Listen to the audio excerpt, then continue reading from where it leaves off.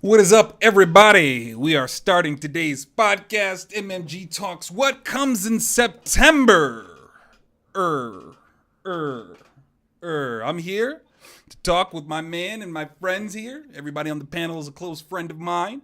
We're going to start off like we usually do. I am part of your co-host team, The Infinite. And the other co-host guy would be Dan Yeah, I was like, yeah, he's doubles. I'm behind one of the albums. You know, this thing messes up a lot. So Sneak attack. So let me correct that real quick. You know, because you're not gonna let me live it down. You know. No, I mean, whatever. If there's two albums, there's two albums. I mean, Alvin's nice. Just gotta pretend to talk when I talk, so it looks like he's talking and my voice is coming out. See, he gets it. Yeah. Yeah. He moved up. He did it. Let's just see if we can. Okay, there we go. There's the fix What's situation. Up? I'm here, guys. I made it. So part of the co-host team would be Dan Estrata. You guys will see him in a second after I get done editing it a little bit. You know, these things happen in podcasts. You know, mistakes happen all the time in all shows. Respect it. We got more people than usual. Okay, that's what it's new. We're not used to having this many bodies here. Look at how crammed this table looks right now. There we go. So now it's not your fault. Now we're ready. It's the environment. But what's up, everybody? Welcome to another episode of the Money Match Gaming Podcast Talk Show. Today we are going to be giving a rundown of things coming up in September, as well as a little bit of background from us. But before we get into any of that, let's introduce our guests. First, we have another member of the Money Match Gaming team. His name, Alvin Thomas. Alvin, you want to say some words? Hello, I'm Alvin. I go by Smurf. He does go by Smurf. Co-founder of Money Match Gaming. I like to create the graphics around here, as well as do a lot of our marketing and just content creation. It's what I like to do. Bam. Yeah. I'll introduce the other co-host, seeing how he's one of my close friends. This is Ron, aka Fighter IQ, aka Music Genius, aka sports broadcaster of both boxing, UFC. Oh. He's got the air horns. I was not ready for that. On top of that, gonna bring you some FGC action and Mortal Kombat, Street Fighter. You know, basically all fighting games in the FGC, possibly even Smash Bros in the future. So let's give a round of applause for this guy Ron for stepping out to his second Money Match Gaming podcast. Ron, let him know. I feel honored. I feel extremely honored. I appreciate you guys allowing me to come on your platform and speak some nonsense and some fun. I'm probably going to talk a little trash. It's not going to be as humbling as I'll try not to take it too personally. The nice guy, so I guess maybe I'll try to be the bad guy. But I pretty much cover a lot of combat sports. So on my channel, I'm building up. I'm doing mixed martial arts as well as boxing, a little bit of fighting games, as well as maybe getting to like freestyle rap battles. But I don't want to overwhelm myself. But I'm also on the Boxing Voice, which is the banner behind, so that's why I'm this ugly square block. But we pretty much discuss and talk everything boxing related on the politics, the business side, the matchmaking, the fight itself, and then what happens afterwards. So a lot of analytical behind the scenes. We also do interviews and cool things like that. So you can find me on the Boxing Voice, and yeah, that's pretty much it. You said combat sports. Are you also a fan of like fake combat sports like wrestling, like professional wrestling? You into that or no? You know what? To a certain degree, I'm not gonna lie. That's fair. Listen, I recently got back into wrestling and it's taken up way too much time. Good though. Good. I wish I had the amount of time to get into it again, but I still have some wrestling knowledge. There you go. Cool. So that is what's up with today's panelists and our guides. Once again, this is kind of like a new kind of series for us, and so we're still feeling it out. So respect the little change of, you know, structure and all that other stuff. Last time we ended with mental state and kind of realized that it was probably a good idea to start with mental states. So if you wouldn't mind, Dan, would you mind starting, you know, telling the MMG universe, you know, what your mental state at and what you're feeling, just to give an example to the rest of our panel? Sure. Yeah, mental state in a good place. I mean, it sucks that the summer is essentially come and gone, but I like the fall, so that puts me in a good place. Work's been fine. Get out an hour early every now and again. Can't complain about that. But overall, high mental state, no real issues here. Feeling good and happy, and only angry when I play competitive video games. True story. Hey, Smurf, man, hit us with it, man. What is going on in the mental state of Smurf, MMG co-host? I guess my mental state is just getting back into the groove of things after taking like a week off or so to do a little road exploring throughout the country on the western roads. And so I'm just excited to right now. I'm just like getting back into things, starting to plan out my content schedule for the next few months. And just Awesome. reviewing schedules. All right, up next we got our man Ron G, Fighter IQ, ready to spread some knowledge on his mental state. Let us know, brother. Let us know. It's good, man. Life always has challenges, but I always look at things as a very positive, like I'm a very positive individual. So it takes a lot for me to kind of get upset, but I'm going to be a little unprofessional. I'm going to be eating, but my mental state just went down a little bit because I got 10 chicken nuggets and he forgot my fucking sauce. Oh, that's a travesty right there. No sauce. So, I'm a little bitter because I got these dry nuggets, man. It's like, how do you eat nuggets dry? I mean, I'm not a chicken nugget guy. I don't like chicken. Yeah. Okay. I mean, you can be really hungry. But You can be really hungry. they're too dry. You can be really. They are. But you just take every bite with a grain of salt, man. That's fair, I guess. Yeah, every bite you're just angry as fuck. Like I should drive up there. I should go up there. I should at least call. Yeah, I should at least call. Get I'll some receive free. that. Yeah. These boys, I'm gonna forget see my a big sauce. Sprite bottle in my hand because that's all I'm gonna be lifting on after this bite. But yeah, that's my mental state, man. I'm pretty chill. All right. He didn't spread the other information that he told me earlier this day, but I'll leave that in the background. So my mental state, the infinite, I'm essentially kind of the same way as Alvin. I'm definitely in a reflection state. I definitely wasn't about to have this podcast, but Dan hit me up ready to go. Yo, what's up? What are we doing? What are we watching? And I was like, you know what? I can't do this. I got to get back to work. I got to get back into the groove. I got to create a podcast.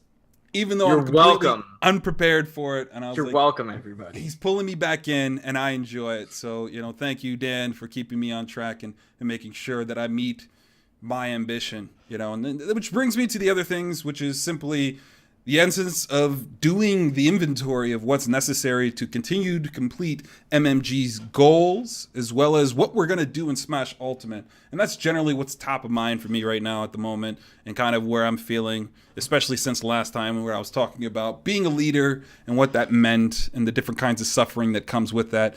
It is a part of being a leader, so you got to respect that. And I appreciate the kind words that the people have shared with me last time. So outside of that, we'll go into general thoughts. This isn't something that I necessarily had in the last series, but just something that crossed my mind because it's creeping back up again, which is service-based games. Like, how do you guys feel about that? We're like in this situation to where I keep seeing things about microtransactions and how people feel about the microtransactions set up in things like Fortnite and Overwatch versus some of the debacles that have been happening with EA games like FIFA and a lot of the sports games and stuff like that. I'm seeing a lot more complaints on YouTube's and other outlets, basically crying about, microtransactions and where they belong.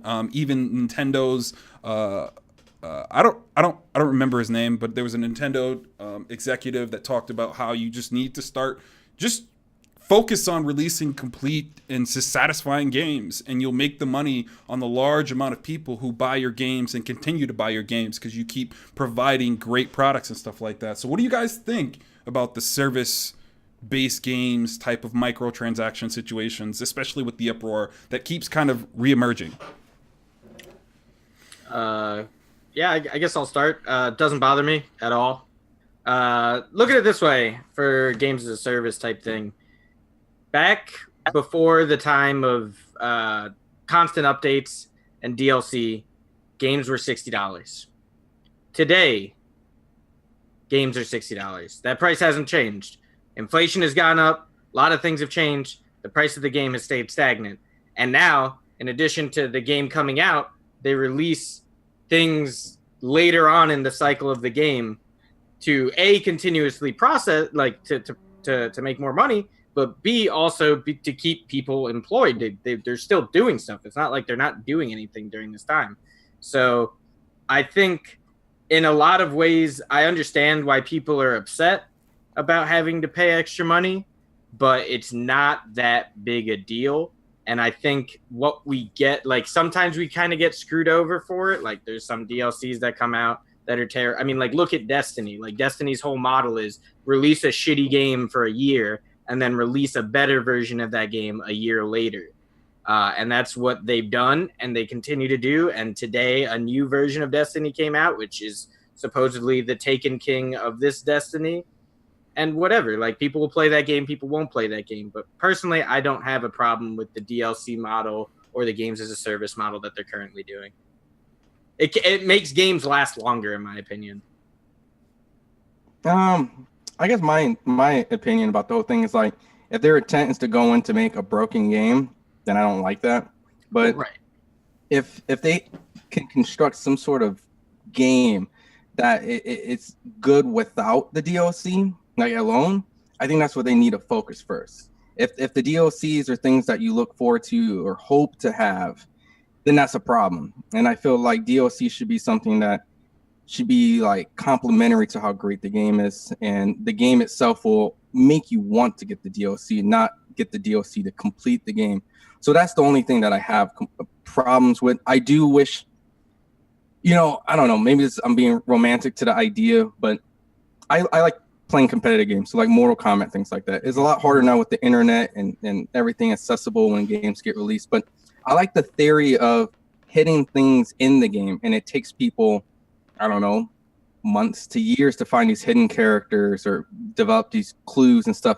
There's value within the game that people still want to figure out. And if there's more hiding and decoding, stuff like that, that would be, in my opinion, complementary to the DLC. But if they're just making games and like, okay, we only got like 10 outfits, but you got to get the DLC, which costs like half the amount of the game, and all you get is a purple helmet, but it shoots fire. Like, yeah, that's raw, but like, am I really not be mad that I got chips?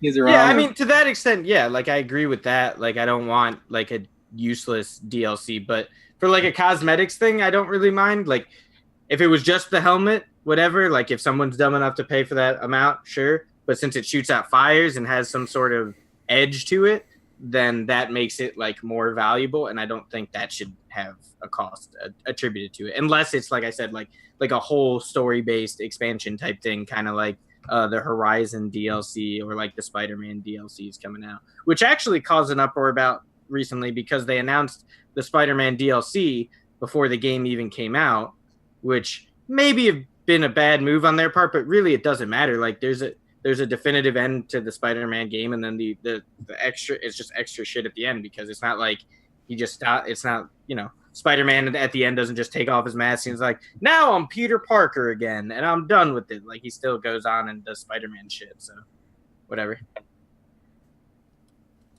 Any opinion? And I guess I could say is I agree with Dan, and it's that I think it gives the games a longer lifespan. And now, obviously, you could abuse this type of thing, which has been spoken about in some games. People don't like to do this or that. But generally, I don't mind when games put in a grind process, anyways, in the game. So if the game has the ability to grind and buy that item or whatever, I'm usually fine with that too. Yeah. But I think overall, just the concept of all these little microtransactions in games are meant to kind of to just increase the longevity of the game. And I think you got to pay those people somehow.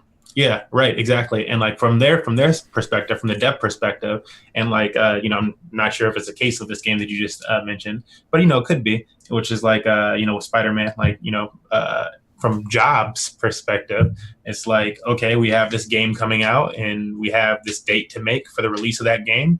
The game needs to be done by then. The game is done by then. We still have a crew of people, maybe new people hired on.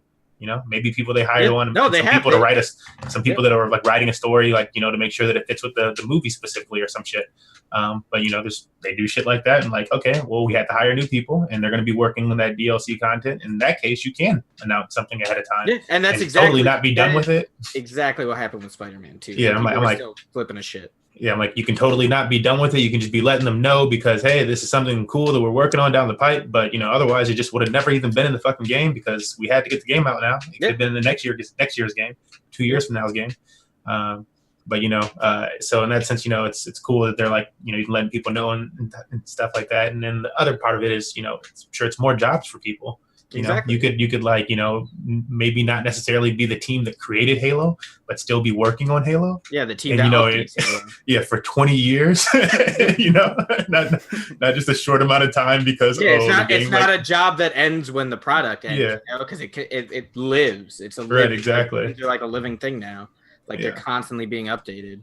Yeah, so I think that's kind of cool for the economy and just like for the gaming industry as a whole, actually, because it creates more jobs in the gaming industry.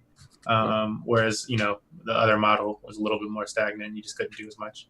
Yeah. Oh, well, I mean, you could. It was just like the main people were just kind of. Well, yeah, I feel like in that situation, you have the chance to fail that much more, to fuck up more, because it's like, do you keep the same people or do you hire a new team? And does that new team just totally fuck things up instead of giving them a few months on this project that already exists to improve it? Yep. And also going off of one of the things you said was, and now I'm blanking as soon as I brought it up. Great. Oh yeah, so you like unlocking things, and that's one of the things I'm actually very excited about for the new Smash. How you only start from what I've heard, from what I think Sakurai's kind of led on to, is you only start with like the original Smash characters, and you have to unlock all the rest of the remaining characters, which for like, that's fun, that's cool, I like that. I think a lot of people will be upset with that because they're like, I want to play as Bayonetta right away, but fuck them. I think it's great. Make a buy everything mode, and no, that's disgusting. You lost me there. You just lost me there. No, not buy everything. No. Well, listen, because you got to go back to this competitive edge of fighting games, okay? Unless it's just like some permit that allows you. Cause look, you're not gonna do grand opening of Smash Bros. And then be like, choose your character, and it's like Mario and Pikachu and Zelda's like, dun, dun. Like, oh, hold on, guys, we gotta play the game a little bit before we start this tournament. Like, hey, that's the plan. That is our plan. That is our plan. Don't Everyone's got to play tournament for like a week and a half before we have them. Well, I'm saying like, actually, we could do it like a day launch, just original Smash Bros. Characters. That would be actually kind of cool. There's a little bit it of would that force too. people out of their comfort zone. But I'm with you guys. But the idea is like, look, build some sort of value within the game that allows me to play it and get something out of it versus buying it. If there's people that want to buy it, that's an opportunity, I guess, for those people. But you got to make sure that the game itself is structured well. Because I'm not buying no $200 select all characters. Look, if you got all characters off day one, then cool. You that dude. I don't know a lot of people that's going to do that. No. Well, like that's like one of the problems with like 2K and their microtransactions, where it's such a like, I'm fine with grinding, but last year to get to a 99 overall character, even a 90 overall character, it took like thousands of hours of gameplay. It kind of forced you to have to pay money if you wanted to compete in like the online my player modes and shit, which is what turned me off of getting 2K this year. Yeah, so I mean, and I guess maybe that's like not the greatest analogy, but it's just at the end of the day, put some value in there that even though there's DLC and there's all these other things you can do, make some things work. Like let me work for it. Like let me work towards that particular outfit, color, that statue, maybe that character that, yeah, I'm sorry, DBZ did it. They let all these characters go, but you had to get that Majin Buu chick the right way until eventually a couple updates later. Mode, yeah. But build some value in it so then I'm not just turning it on, turning it off as if I already unlocked everything. You know? Yeah, no, I agree with that. Lance, you got any stance on it? Yeah, I got quite a bit of things to say, especially after everything everybody said. Like, I'm okay with the service game model, you know, like, but there definitely is some situations to where it's just getting clearly abused. Like everybody feels abused to a degree. You know, nobody feels like they're getting full projects and stuff. And when you do, you praise those games for it. But lately, everyone's been complaining about the competitive nature of all these video games. Like all of them. I can think of Fortnite. I can think of Overwatch. I can think of all. You gotta understand, people like to complain, and now everybody has the platform and voice to complain. What's taken away from the competitive nature of Fortnite? Well, there's tons of things. Because all it is skins. You can't buy any better weapons. That's not what I mean. So when I'm talking about that, I'm talking about the competitive nature of how you can play the game. In general, you're either pub stomping or you're doing private scrims where you have to do special things to make it happen. You know, it's not really a ranking system to where you can drop in with a bunch of professional players trying to do good things. Well, that's not really a DLC, though. Well, I'm not referring to DLC. I'm just describing the service-based model and stuff and like what it's actually brought and generally how people are complaining about the general competitive nature of all these games. So it's not necessarily specifically about microtransactions. It's just the general feelings towards video games nowadays and how it plays into even with that in consideration. And I'm just trying to I still don't see it in the Fortnite setting because I'm it's a free game now. What he's saying is that they're making all this money from the cosmetics and not putting it back into the game, instead using it to make new cosmetics to make them more money. Is that what I'm understanding? I mean, that's well, because it seems like that's more it seems like your thing's more you want the game to be this and the game's not that. And since they have, the ability to buy these cosmetics and the people like that, and they haven't made the game more competitive, then you're upset. It's the management of communities, actually. That's kind of my issue. Is they definitely have all these resources to do it, and I just feel like a lot of people aren't managing their communities at all. They just create something and go, oh, let me walk this way. And there's tons of games that do it, and there's no really exclusivity towards any of those different things. I think it's just a giant gap, in the gaming market as a whole, because I think StarCraft does it. I think there are a number of games that just go, and so, it's just, I believe in the model. I just definitely think it's getting abused in several different situations. And, I don't feel like I'm getting full products in a sense, I agree with that. I mean, if they're getting, for example, Fortnite's getting billions of dollars yet, are they still in beta mode? Yeah. Well, technically, yes. Yeah. So it's why is it in beta mode?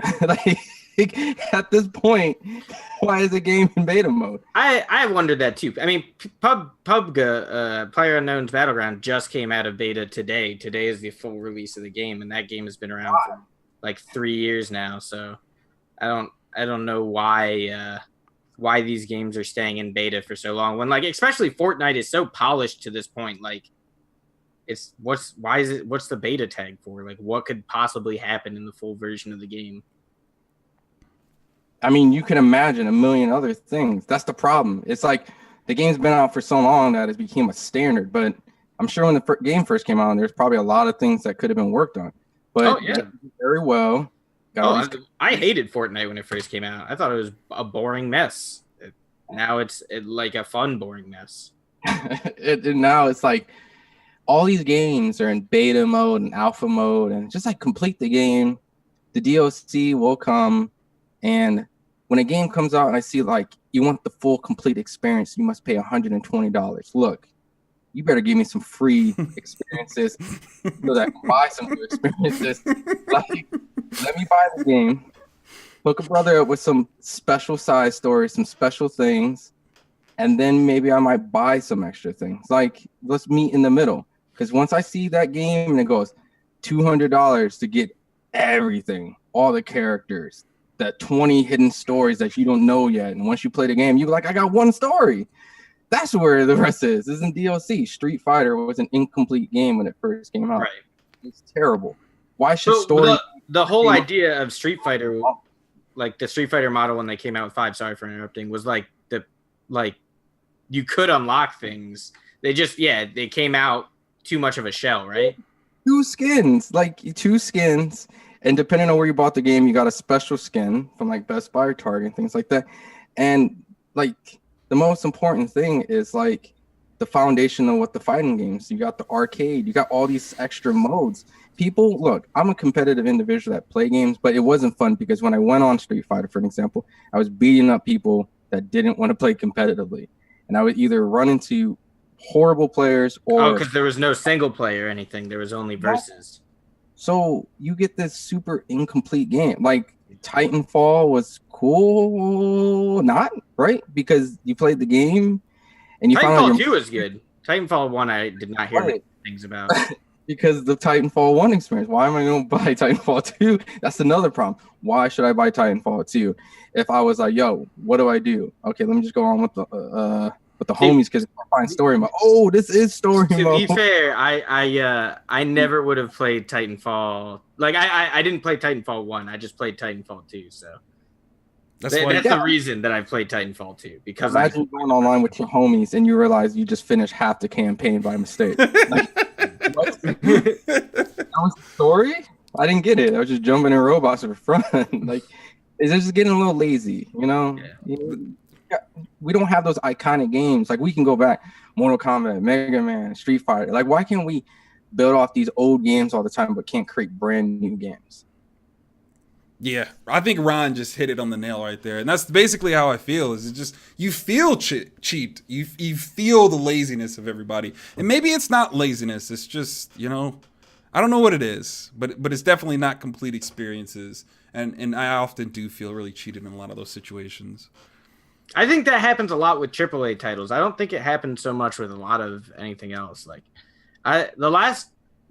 most of the last games I played all kind of felt like complete experiences. I mean, with the exception, I guess, of Fortnite, because, that's all it is. I mean, but that is a complete experience. Like, the experience is jump off bus, fight on island, die eventually, watch somebody dance on your grave, rinse, wash, repeat.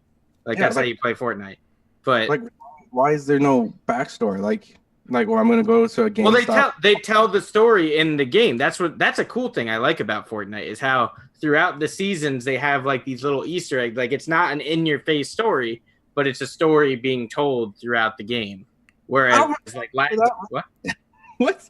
So how many games do I have to play per season to understand? Because this is like what season? Nothing. You just have to pay attention to what happens. Yeah, it's kind of like what they do with Overwatch, because like there was like no real Overwatch story like totally released, and it's like you're slowly still finding out all the backstory of Overwatch. Mm-hmm. They do small shorts on the season's release, basically, and then after the season's release, you can watch a little video that will explain part of some mystery story, because nobody really knows yet. Stuff's happening, Yeah, it's a living world. It's constantly changing. Like that's one thing that I appreciate about Fortnite, where I don't like PlayerUnknown's Battlegrounds so much, because it's always the same. And there's 2 maps, but they're both boring. And Fortnite like has color to it, which is nice. Like, they have a color palette other than gray and yellow. Which is cool. I agree with Ron. I like that the map is constantly different too. I'm gonna be the negative guy, man. I told you I was gonna be the bad guy. That's fine. Lance does it all the time. I'd rather play Minecraft than Fortnite. I'm sorry. And that's totally cool, man. That's the thing. There's so many games right now. You can play Minecraft over Fortnite, and no one will give a shit. It'll just be like, yeah, man, this is what I enjoy, and do it. I know tons of people who still play Minecraft. Adults who still play Minecraft. It's weird, but whatever. It's weird. But here's what I'm trying to say. For people who did enjoy Minecraft, because some people it's like probably like whatever, my first Minecraft experience, I looked at, Minecraft. I was like, okay, this is stupid. Mm-hmm. And I go to my Xbox. And I'm like, yo, well-renowned gamers, homies, I respect. They were all on Minecraft. I was like, yo, something's up. So I was like, all right, cool. I'm gonna buy the game. And what happened? I dropped into this little world, and all of a sudden they were like, yo, pull out your map. I'm like, what the fuck? And I see all these spiders, and it's like, at some point, my imagination was just like, whoa, this is crazy. Yeah. Like, it's like playing with Legos. Exactly. So that's really what I got to enjoy out of that. Now, for sure. I'm sure Fortnite, PUBG, like, it's fun. I guess I like PUBG a little bit more. That's where I start. Those games, all right, so Battle Royale games, if you play them to win and you're not good at them, they're very boring. That's why I didn't like them at first. Because it's a lot of times just like sitting in the corner of a house and being like, all right, is the storm coming? All right, great. I can just sit here for another 30 minutes. All right, great. Now the storm is that way. I got to move that way. And you don't see anybody until the very end when, like aforementioned, someone kills you, dances on your corpse. that happens, and then you watch their victory royale screen, and you're like, could have been me. I should have hit a little bit longer. But you can place pretty high doing that. It's just not fun. But once you start getting better at the game, once you start playing it a little more and getting more comfortable with your ability to like fight other people, it becomes a lot more fun. Yeah, I mean, that's the whole competitive nature. Like, of course, if I'm like God Almighty Fortnite, I'll be fucking stunting on 12-year-old kids and say, you ain't winning this $100,000 tournament. Tell daddy you got to go home because I'm taking mine. Like, I'll be taking mine. Fortnite itself, yeah, I like competitive gaming, but it's just like there's so many different types of competitive gaming. For sure. Why should I play Fortnite over if Halo was on top of the world, or if fighting games, or I mean, I got out of rehab of the League, but if League was, like, why should I pick Fortnite over tons of other competitive games, regardless if I was good at it? Yeah, I mean, there's really no reason, but the same thing you could say for anything. Like, why should I pick Mortal Kombat instead of Fortnite? Well, they're two completely different games. Here's so you like why, fighting though. games instead of a battle. Here's why, though. Because this is what he's getting at. Is like, we used to create games. The games were organized around stories that made us feel something on the inside. We are missing that now. Now everybody's focused on these competitive environments that aren't necessarily giving us a story or a reason to pay attention. Fortnite is this mosh of thoughts and feelings. Thing exists in Smash Bros. It's like Smash Bros doesn't have a story behind it. They're all built from other Nintendo characters, though. But there's no story behind the game. It's just like here's some fighters, and like there's no story at all. But here's these fighters together. They tried to make a story one time, and it didn't make any goddamn sense. And people only love it through nostalgia glasses. And we're about to get a second one, and it's gonna be dope because we're gonna love that through nostalgia glasses. Does everyone know the story of Zelda? Yes. Do people know how Mario's story works? Yes. Do people know how Pokemon work? Yes. These are all stories. But tell me all those stories together have nothing to do with together. All those stories. That's like being like, do you know the story of Spider-Man? Yeah. Do you know the story of I don't know, the X-Men? Do you know the story of the then you obviously Turtles? know then you obviously know the story of Infinity War. Yeah. Like, no, you don't. Infinity War have no story whatsoever. Those are just characters from a different story. Those are characters from completely different stories. One at a time, boys and girls. One at a time, boys and girls. I'm gonna watch Infinity War. Like, that's, I mean, you can, but it's the whole point is like those are characters from like anything. A Harry Potter movie, you grab one character from a Harry Potter movie and put Dumbledore in Fantastic Beasts. You don't have a story by just putting Dumbledore there. Then it's like people are like, oh, it's just Harry Potter, right? Because they're mentioning Dumbledore. It's like, no, it's not. There are no references in Fortnite. There is references to Dumbledore and Fantastic Beasts. Get the hell out of here. I'm not talking about that. I'm talking about, in general, Fortnite. There are no isolated crossover stories that you could bring into Fortnite. There aren't. There is. There's a whole game called Save the World. Oh, there you go. But I'm like, the point is though, like the point with the movies where like the characters, like even with the character from another thing, you don't have a story. That's not a story just because you have a character that you know their background in something else. But you don't know this new story. That story needs to be told to you. They give me a new Fire Emblem game with Roy, and they're like, here's Roy. And I'm like, great, what's the story of this Fire Emblem game? Thank you for telling me Roy's in it from the last games. I need a story. Smash Bros comes out. There's never a story. Roy was in Smash Brothers before he was in Fire Emblem. He was. Correct. Yeah. But listen to this. The concept, what I'm trying to say is that what brought me here was a story. Now, at the end of the day, you can say this Infinity War scenario, but guess what? If I liked Ant-Man and that's all I saw, and then Ant-Man's in Infinity War, well, you know what? I'm damn well going to watch some Infinity War. If I like Zelda, it don't matter. You get Dumbledore and Sub-Zero, and Sub-Zero pulls off Dumbledore's head. Guess who's buying that Dumbledore game? Well, you're helping my point. You're helping my point that you don't need the story because you're buying it either way, just because you like the character. What story brought me to Fortnite? If not, but you like the story from something else, and so you just bought the game. Time out. Some people are like, I like red and I like first-person shooters, and this one has a lot of red and first-person shooters in it. Gears of War. I'm gonna buy it. The story that like that's just based. Then that's like too easy. Then you definitely don't need stories to like a game. The story that brought me to Fortnite was Infinity War because they put Thanos in Fortnite, and I was like, that's dope. And I came to Fortnite. And everything? Why is there why are they bringing Walking Dead characters in Tekken? Like, come on. It's why did they bring horror movie characters to Mortal Kombat? It's the same shit because it sells stuff. So what do you think Smash Bros. Is a big cluster of practically everything. Someone knows something of at least one of those characters, and that's the reason. Great, but those stories haven't been connected to the game of Smash Bros. There is no Smash Bros. Story. It's just a game where they all exist. That's like if Soul Calibur had less story behind it, and like there wasn't even an event. Like if Mortal Kombat didn't even have an event, but you knew all the characters' backstories, but there was no event called Mortal Kombat, and they were just fighting. They just told you that Johnny Blade was this person, Sonya Blade was this person, and yada, and that was it. You knew that this person's a monk. There was no actual Mortal Kombat tournament, and this is just the event, and that's Smash Bros.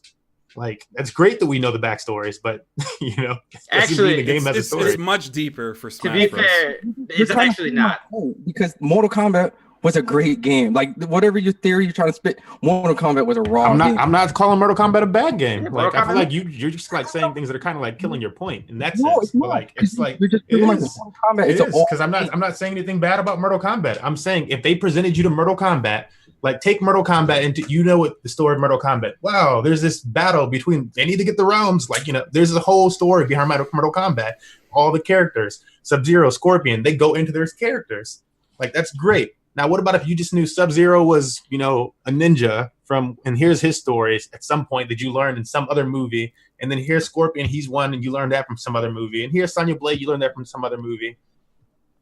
And so you have a cop and two ninjas, and now they're just all in a fighting game called Mortal Kombat, and there's no Earth-threatening event, there's no Nether Realm and Outworld and shit. There's just Sonya Blade and two ninjas fighting. It'd be less popular. It's just not a story. It's like, I mean, it could still be popular if the fighting was there. Right. But that's closer to like what Smash Bros is. It's like, yeah, there's stories. That's great. The Smash Bros has iconic characters, and that's what helps sell Smash Bros. Yeah. But like, it's still the fact that it's a game without a story. It doesn't have any actual story to it. That's fine. There actually is a little bit of story in Smash Bros. It's very small, but it's all about it. It's extremely small. You don't have like any even character names. Yeah, I mean, it's just a child playing with his toys, and Master Hand is the hand of the child. Yeah, I mean, we all got that, but outside of that premise that was brought to us in the first game. So why do people go out and buy the system for this particular game if it has no story, right? But it has a million different characters in it that all have stories that people can relate. So that one character that's going to a game that has a big, well-developed background and story. I mean, I understand the value of having characters with stories in games and stories to games. I'm just saying, it's just a game that doesn't actually cool. All those characters do have stories. How excited they don't individually have stories in Smash Bros. Though. Okay, that's cool. But everyone in the game has stories. They do. Cloud, Team Smash Bros. The same. Yeah, they do. They do the exact same way that Dan brought up the thing with Fortnite and Thanos. It's like, that's great, but Thanos, what's his story? Like, at least did they? I don't know if they gave him a clip with the story for Fortnite exactly, but that would be more of a story than they've given us for most characters in Smash Bros. At least with the new characters, I did like that, and the new characters with Simon Belmont and stuff like that with Castlevania, where at least it seemed like when they're releasing those, maybe there's a potential of some type of story continuing throughout the whole thing, and we're getting bosses and stuff like that. Previously, if your highlight is the mashup, the game's trash, because I'm more excited what comes in the game than the game itself. If you got me a good Halo game and you brought I don't know, a Gears of War character in there, that's cool. But I don't give a fuck because I'm about Halo. I mean, if you brought me a Halo game and the shooting, the multiplayer was good, and there was no story, I wouldn't give a fuck. I wouldn't care about the story because I'm here for the gameplay. That's the same way with Smash Bros. You don't need to give me the story. Yes, I'm here for the gameplay. Yes, It's great. I know I don't. All I've had for story so far is this kid playing with toys. Yeah, I like the characters. It's nice. It's nice. I like every time we have a popular character. I know nothing about any of those characters. Just because I like the fact that we have all these cool characters. Some of them I don't know. I like the gameplay. I played Brawlhalla. I like Arrow. I don't have to know that Master Chief does all this crazy shit. If I like the shooting of that game and how that feels more than these other games, that'll make me stay with it. A story will definitely help propel the story. For sure, yeah. I'm not going to say it's not. That's why important. There's that little ARG and shit story going on in Fortnite, because it keeps people invested to some extent. But Like it doesn't. If the game has a cool story, but the game is booty butt cheeks, I'm not gonna fucking play the game. Correct. Yeah, That's exactly. True. That's So true that's- either way. story doesn't really mean too much. But exactly. It's like, If it's but a, you need if they need it's to have a good feeling game. and has Diablo 3, terrible story, really fucking fun game. I play a shit ton of Diablo 3. I will continue to play Diablo 3, and I don't give a fuck about the story because they gave me ways to pass it by where I don't have to play the story anymore. Because it's not a good story. It's a very mediocre story told pretty poorly, and it had a very anticlimactic ending. I mean, yeah, same thing as like with a lot of people play Overwatch have no idea what the story of Overwatch is. Because there is none. It's hard to. There's a story. There's a story behind all the characters and shit like that. Yes, there is. You can read. There's lore. There's a very long story. That's lore. the story of the game, though. That's great. That's the story behind the game. There's not a lore behind Smash Bros. So you're telling me there's a story. You're telling me a game that you enjoy that has a shitty story wouldn't be better if it had a good story. No one said that. Better? I mean, of course it'd be better, but it doesn't. Of course it'd be better, but it doesn't need it. But if it's a great game and it never had a story, then it's just a good game that still doesn't have a story. Right. And like I'm still gonna be playing it. So everything. If it's just a shitty game and it has a great story, like that's great that you like had all these wonderful cutscenes. I'm like, I do not care. Yeah. It doesn't have to be about cutscene. I'm saying that the whole idea about these games is all about let's try to get this big cluster of people just to come together and just be in this big 100 lobby and do random stuff. Okay, that's cool. It's the Hunger Games. It's you want to be the last one to survive. That right there itself is an interesting concept. Yes, it was a great concept when it was first, but now everyone is like, for example, Battlerite. Battlerite has a beta coming out, capitalizing on the whole Battle Royale thing, right? Sure. And they're charging people for this beta for Battle Royale. Okay. Now, do you think at this point they're investing more into anything that keeps the game itself good, or they're just jumping off and trying to capitalize on what's the best thing? Regardless if it's a big opportunity, we don't care about the story. We don't care. There's a lot of people leaving that Battlerite game because of the Battle Royale. And the concept was like, cool, we're going to bring a whole bunch of people in with this Battle Royale, but it actually destroyed the community. And yeah, for sure. I don't think every game has to be a Battle Royale. Just because a few games do it right doesn't mean every game does it right. No, I know, but that's the concept that the game. But like to your point, like if so, like it seems like the issue with Battlerite is like they're not continuing to develop Battlerite as much as you want. So like this new model that we spoke about earlier, where the developers continue to like develop shit. So because they're not continuing to develop the game wasn't released in solid enough format for people to hang on with it. If they're now starting to develop this new game mode that they thought would bring them more attention, because the game wasn't finished enough to begin with. It still needs work to be put in because it can't hold itself up. And now I'm not like sure if like your comments, you could tell me in a second, more, maybe it's more to do with like just them holding events or something like that to make the community more there. But like otherwise it seems like we're going more with like they need to develop something more, make the game better in some type of, mechanical way or something. So, but that's what I'm saying. And it's not like for them, but that's just one scenario where many games do that. How many times can people say Call of Duty was such a put together game? It was solid. I don't know many people that I know a few people that like feel that way about some early ones, but like I don't think anybody just like yeah. I don't think anybody really is like, but like you're like, oh, you get nostalgic on some games. Yeah, the early ones, right? We taking it back, right? We going back. and I feel like then it's partly because it's like it's kind of early for that still. It's still kind of early for first person shooters and for fast first person shooters in an arena set that's made a lot quicker with you spawning right away. Because before that, we had like more Splinter Cell type of games, more Rainbow Six. Halo was one that did it quick, but there still weren't a lot. They were just dropping you in like consistently throughout the run. There's Unreal Tournament, but not a whole lot that are really dropping you in a different type of pace. And I feel like Call of Duty was the first one to do it in a realistic type of manner. These are guns that you recognize, that people know throughout the world. And you're in that arena type of state. It's not some galactic gun or something like that. It's like, some ray gun that shoots across the map and still doesn't kill the guy for 5 seconds. So the overall thing is, regardless if it's story or gameplay, they need to make sure they do one of these right? And if you feel like a game comes out and doesn't have either one of these, and then all of a sudden you see $100 DLC to fix one of these problems, if not both.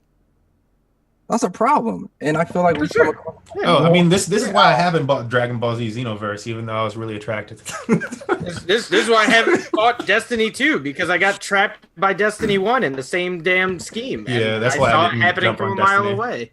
I just Destiny read all the is- comments about that with Destiny 2. is an objectively, it is a fun game. It wants to Seems be like it. Borderlands. It wants to be an MMO, and it tries real hard, and it does a pretty good job. It is a very, very fun game. It has a lot of fun mechanics to it, but it's not worth sitting through a year of, mediocreness before it gets good to spend money on. Like, All right. to the fact where I was able to return the game, like I got Destiny 2 for free like 2 months after it came out. For free. They just gave it to me. Yeah, it was just like free like last weekend or something like that on PlayStation It's that- Network. yeah, I was no, like, how is it free? It's, What do you it's mean free all month on PlayStation. Yeah, I was like, what do you It mean is free all month. It has been out for less than a year. All month it's free. I was like, what?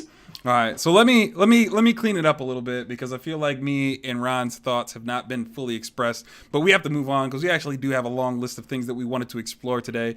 Simply put, I think stories do make or break a lot of games, most games often, and like there are a lot of games that, or not a lot, there are quite a few games that can survive without an actual story, but the story has been the going propeller of most games and their success, and the market has shown it through games like Titanfall when that came out, as well as several other titles and stuff like that. And I think the games actually do truly suffer when they don't actually have something to connect you outside of just purely competitive environments. But you guys have preached, and like you guys have preached. no, Wait, because you guys have preached. like closing You guys have things. preached. You cannot give 3 seconds. Good. Don't be rude. You can't. What do you mean rude? Ron Ron has We never just finished his talked for thought. like 20 Ron- minutes. Let him finish his thought. Ron has never finished his I think it thought. has more to do with the characters.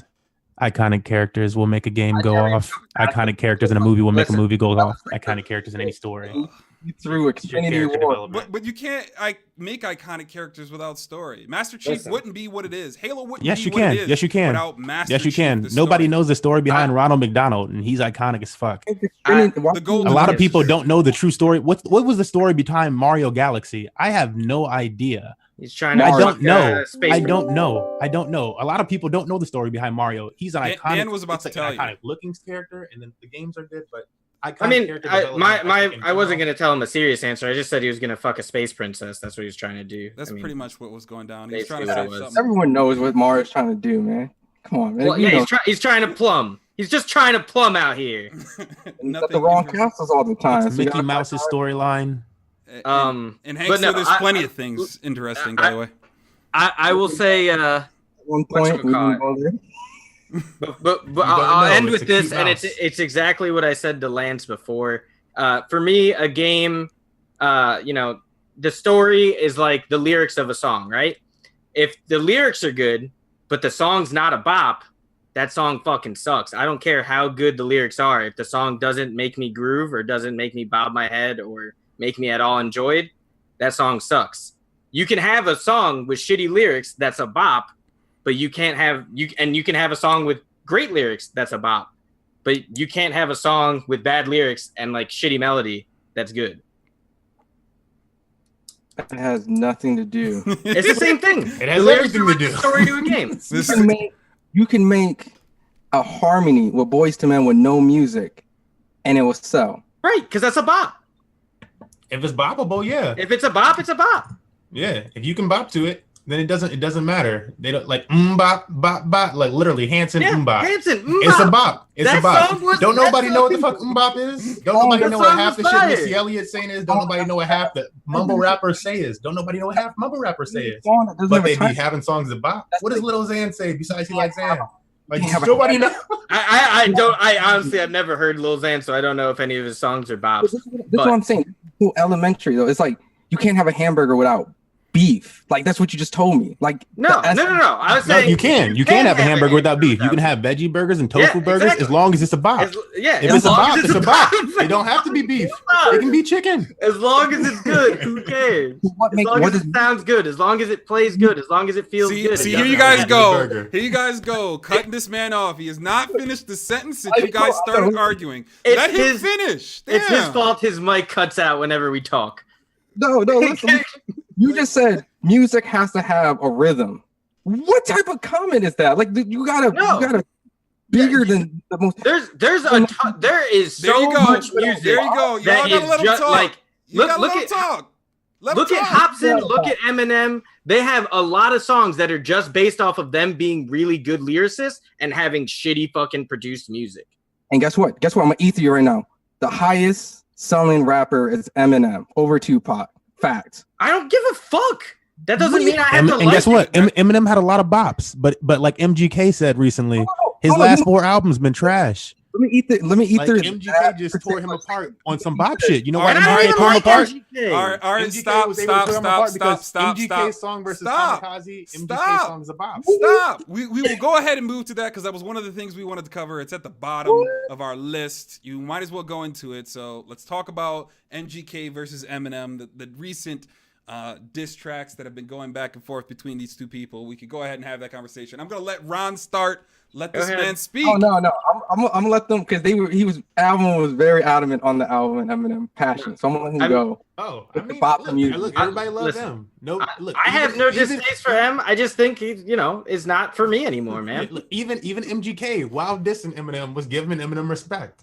Everybody loves Eminem. Eminem is obviously one of the greatest rappers ever. MGK said he's one of the greatest rappers alive. He said he's the greatest rapper alive. I think he just called him the greatest rapper alive, period, during the diss. But at the same time, he spoke so much truth. It's like, but I haven't I'm listening. When I listen to a new Eminem, I'm listening to it with the hopes that is the old Eminem. That he comes back with some fire that I just want to bump all the time. That I want. It's a bop. I hope it's something I want to bump. Yeah.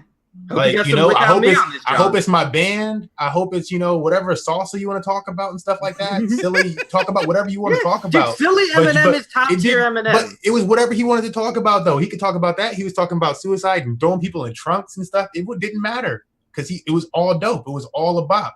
But now I'm gonna get kind of like how you had the Rock God flow, but it's not even gonna be as good as Rap God.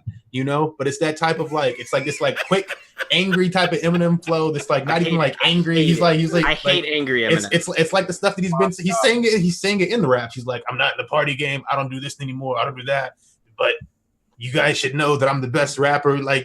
We know that you're the best rapper. You can stop saying that. Yeah. But but we need some bop. And it's been the same stuff. All right. I think the Eminem. Wait. Because we're getting too ahead of ourselves. You guys keep running on into it. Let's address some of the stuff that's happened in chat. Blaze says Eminem is alive. Tupac is super dead. So that's not a fair statement. Comments, thoughts, feelings. Who had more albums? I don't. I mean, again, my thing was MGK said Eminem was the hottest one alive, and it's I'm he can flow. Everybody knows Eminem can flow, and there's no doubting that. And if you want to really flow with them and it's lyrics to pen, sure. Nobody's saying he's not. Nobody's saying he's not going to kill you in a freestyle or whatever else. But your songs, you have not had a radio hit in so long. What do I want to hear from yours on the radio that I'm play that again? Don't why I gotta hear it? Not Charlie Puth next. No. Not another Charlie Puth single. Damn you. Ev, what are you doing? Let me drop some facts because this is very subjective, and I agree with a lot of things Alvin said. So this is me going the proper route of being the objective facts, because everything you're saying, I emotionally connect and feel and relate to you. So this is not something that I'm going to try to prove a point outside of the fact that everything you said is still subjective. The ideal of Eminem to be back to what we like may not be the taste of someone else, and by that doesn't change the fact that he still does well on the charts. Oh, for sure. Regardless of radio, regardless of singles. I mean, I'm pretty sure he's breaking records on a regular basis. And the fact is, this dude makes music for other people and made music for us at a point in time. For sure. Eminem is a person at the top. And when you're at the top, you get scrutinized. You think I care about old school MGK and new school MGK? Do you? We don't care, right? So that's what happens when you're not on the radar. When you're on the radar, you become the guy where I want it to be the old, like Floyd Mayweather. I like when Floyd Mayweather was knocking people out. Some people's I don't like this defensive Floyd Mayweather, right? So at the end of the day, when you're on the top, you're a target. So Eminem, even though you and me can relate of the same Eminem that we all used to like, he's still running the game. He's still doing these chart numbers. He's still dropping singles. When he dropped that trash album that you and me didn't like, He had 5 songs on there that was on the top like 10. He was beating Beatles records. Like at the end of the day, yeah, Tupac. I'm gonna go back to the comment. Yeah, even though Tupac was dead, let's talk about the digital age compared to the time where there was no internet when Tupac was out. The only way you can get it was tape vinyl. You had to buy Tupac if you wanted Tupac. Maybe you got tape, go on the radio, sip all day, and hit record to get Tupac, but you never got the full song because there was radio commercial. Eminem is on the internet, and yet he's still able. You got to understand the internet makes it very much so easier for him to be the top. Everyone has Spotify, everyone has Apple Music, everyone has Amazon Music. Someone has, and those all count towards his like profits and margins. I'm an ether right there. Then why did Michael Jackson go diamond multiple times with no internet back then with those Thriller albums? Because those were good fucking albums with a lot of bops. Subjective. We're going. But like, I mean, I think Michael would do better now. I do think Michael would do better now. Absolutely. Like I would follow the shit out of Michael Jackson's Instagram account. He 20-year-old Michael making music, like still making money from his music. Still making money from his music. He could go double diamond before we die. I think he already probably almost got close to that. Or if that 40-year-old Michael Instagram. So, but here's the thing: how come in this age of technology, how come no one's really surpassing these greats from way back then? They are all the time. Who? I mean, the highest selling artists of all time, all of them. And I know their music was out longer, but look at the it's all about longevity. You're not going to expect the dude who's got one CD out to be the top chart of all time. You know, like I'm not saying it. Like I don't give a shit about MGK. I'm not. This is no MGK Eminem thing anymore. I think that was all. That whole thing is just trying to build off hype of what Drake and Pusha T did earlier in the summer. That's why I think that whole thing is going on. I think because that was so successful and caused so much hype that MGK was like, let me get in on this because he said words about me. But yeah, no, I think he took it personal. I don't think he cared about no Pusha T Drake stuff. I think at some point he felt this grudge for many years that he couldn't get on Shade 45 because that's what it was. And then he's like, 6 years later, you're just going to sneak this to me, Mom? Okay, that's how you really feel? And plus he had G-Eazy going at him too. So he's kind of feeling some type of way, which I think he did the dumbest thing by going to Eminem, in my personal opinion, because it's like Conor when he fought Floyd. Okay, MGK goes to fight Eminem and he loses. Does he really lose in our public eyes after coming up with a song like that? Or how about if he loses to G-Eazy? That's more of a competitive battle right there, because G-Eazy is a young artist in this game that many people can see him gaining over beating someone G-Eazy. If he doesn't beat Eminem, which many people probably still even going to give him that, nothing's going to change for him. He's going to stay in the same position regardless of if he wins. What happens if Eminem does kill him in a rematch or in a verse? Just kills him, and then he won't. The same reason Meek Mill is not dead, the same reason that Pusha T, that Drake, that they all still have careers. Diss tracks don't really mean anything. You can just compare all they want, and their fan base is still going to follow them. So that's what happened to Ja Rule. What? That's what happened to Ja Rule. I mean, Ja Rule got sent to prison for 2 months. Ja Rule was in prison. DMX in prison. You know, Meek Mill went to prison, and he came out. Yeah, but he didn't give Meek Mill a show when he came out. But guess what? When he came out, he had support because of the reason why he went in. He didn't go out like, oh, let's just support Meek Mill because he's this awesome guy. No, they were like, Meek Mill won and they're wrong, and we need to go in there and do what's right and support Meek Mill. Let's keep it 100. He came out and he got this parade of people going. But he didn't go straight from Drake diss to prison. There was 2 years in between that time. His rise came back when he was in prison. People were chanting and all this. You think Ja Rule got out of jail? They were like, oh, free Ja Rule. Yes, man. I murder like all day Ja Rule. So I don't know what you're talking about. He had some bops. He had backings of Jay-Z. Okay. He had backings of Jay-Z.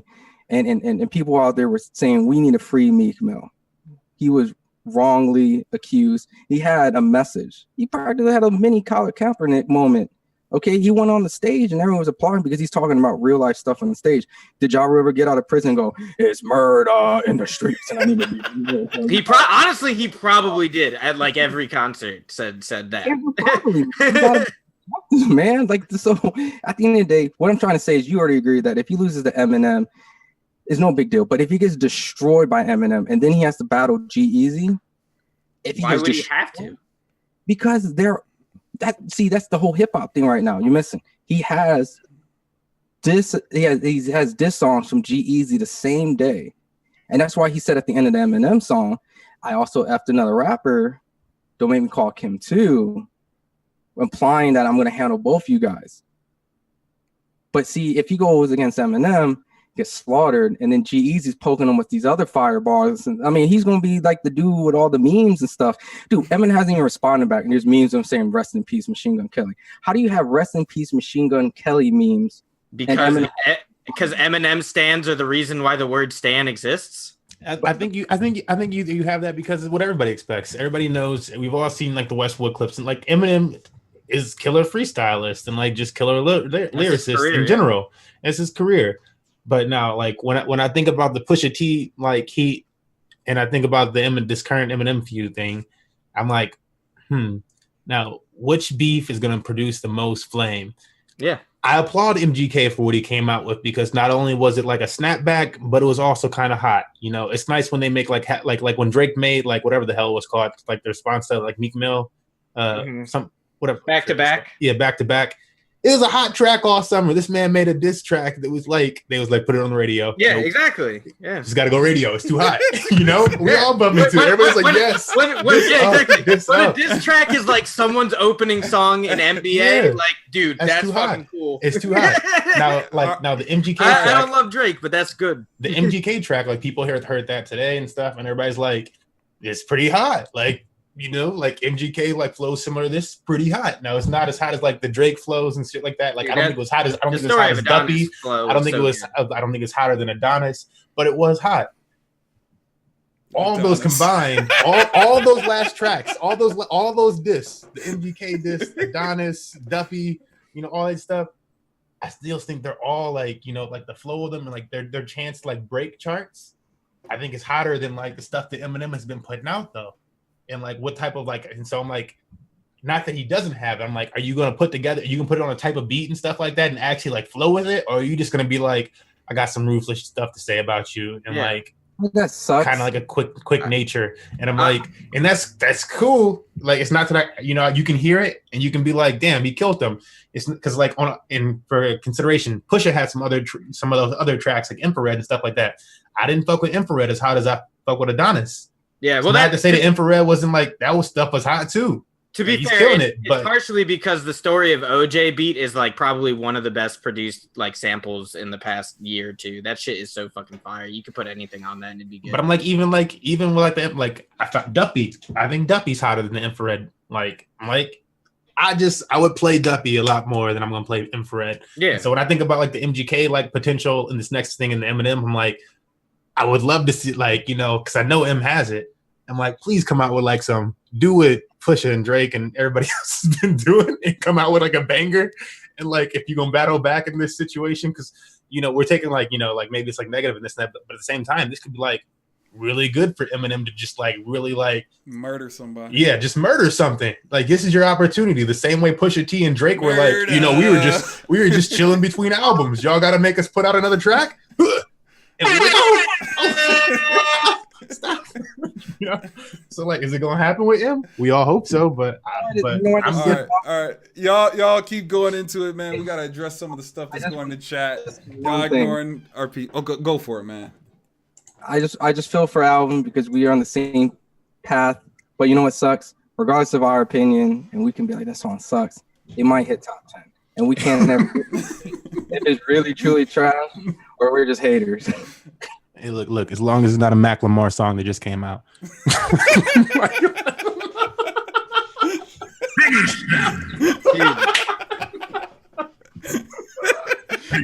It's crazy because like it's too bumpy. It's too much. Macklemore did it. Yeah, dude, it's crazy because Macklemore is like a white dude, but he appropriates white culture so bad. Like, my buddy has a moped and he hates Macklemore because he's like, well, now I can't fucking ride my moped anymore. Thanks, Macklemore. I mean, that's how black people feel in general, but it's okay. It's all right. All right, so you guys made me jump to that. We're gonna skip to something else, man. Let's go into what's coming out in the next few months that we've explored and that we're interested in. Dan, I'll let you take this one. Would you lead us through the list? Oh man, there's a ton of stuff. All right, so what do we want to talk about first? Let's go games. So today we got a handful of games coming out this month that look seemingly interesting. Today we got Dragon Quest XI, the actual release of PlayerUnknown's and Destiny 2. We talked about those two earlier. Dragon Quest XI is probably a game me and Lance will play at some point. We've talked about it on multiple occasions. On Friday, we got the NBA games, 2K and Live, and Spider-Man. Spider-Man is feeling a little controversy at the moment, but also is getting crazy good reviews from all the sources that do reviews, I guess, and I already have the game. Next week after that, you got Shadow of the Tomb Raider, which kind of silently came out.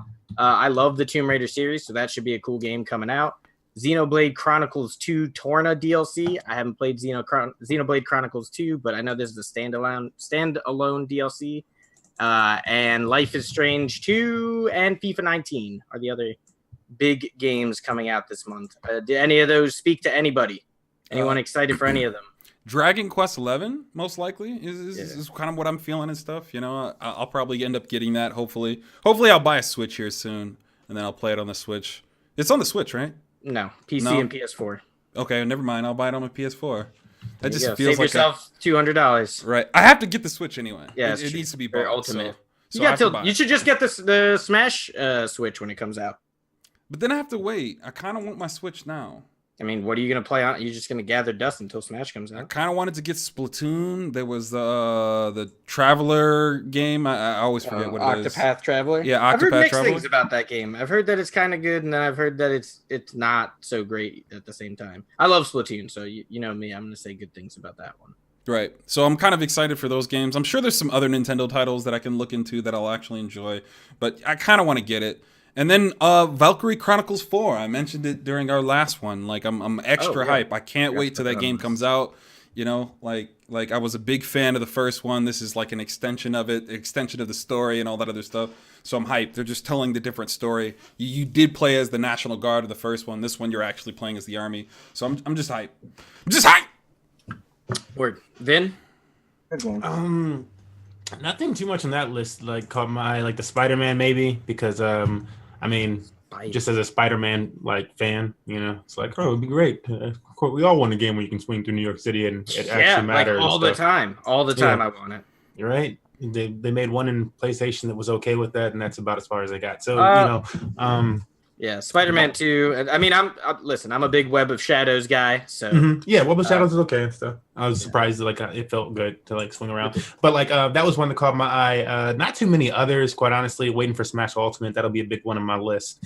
Other two that I'm waiting for, or one other one that I kind of like but I haven't picked up was Shinobi Striker. And so I like this is the Naruto game that came out just recently, I think like last week or so. So Shinobi Striker is released, and that's like the MOBA Naruto game. So kind of like Overwatch type of situation. Both Naruto characters, capture points, stuff like that. And I know a lot of people were like worried about, is it going to be, you know, this and that? And like everybody's biggest issue was like some people were having bad connection.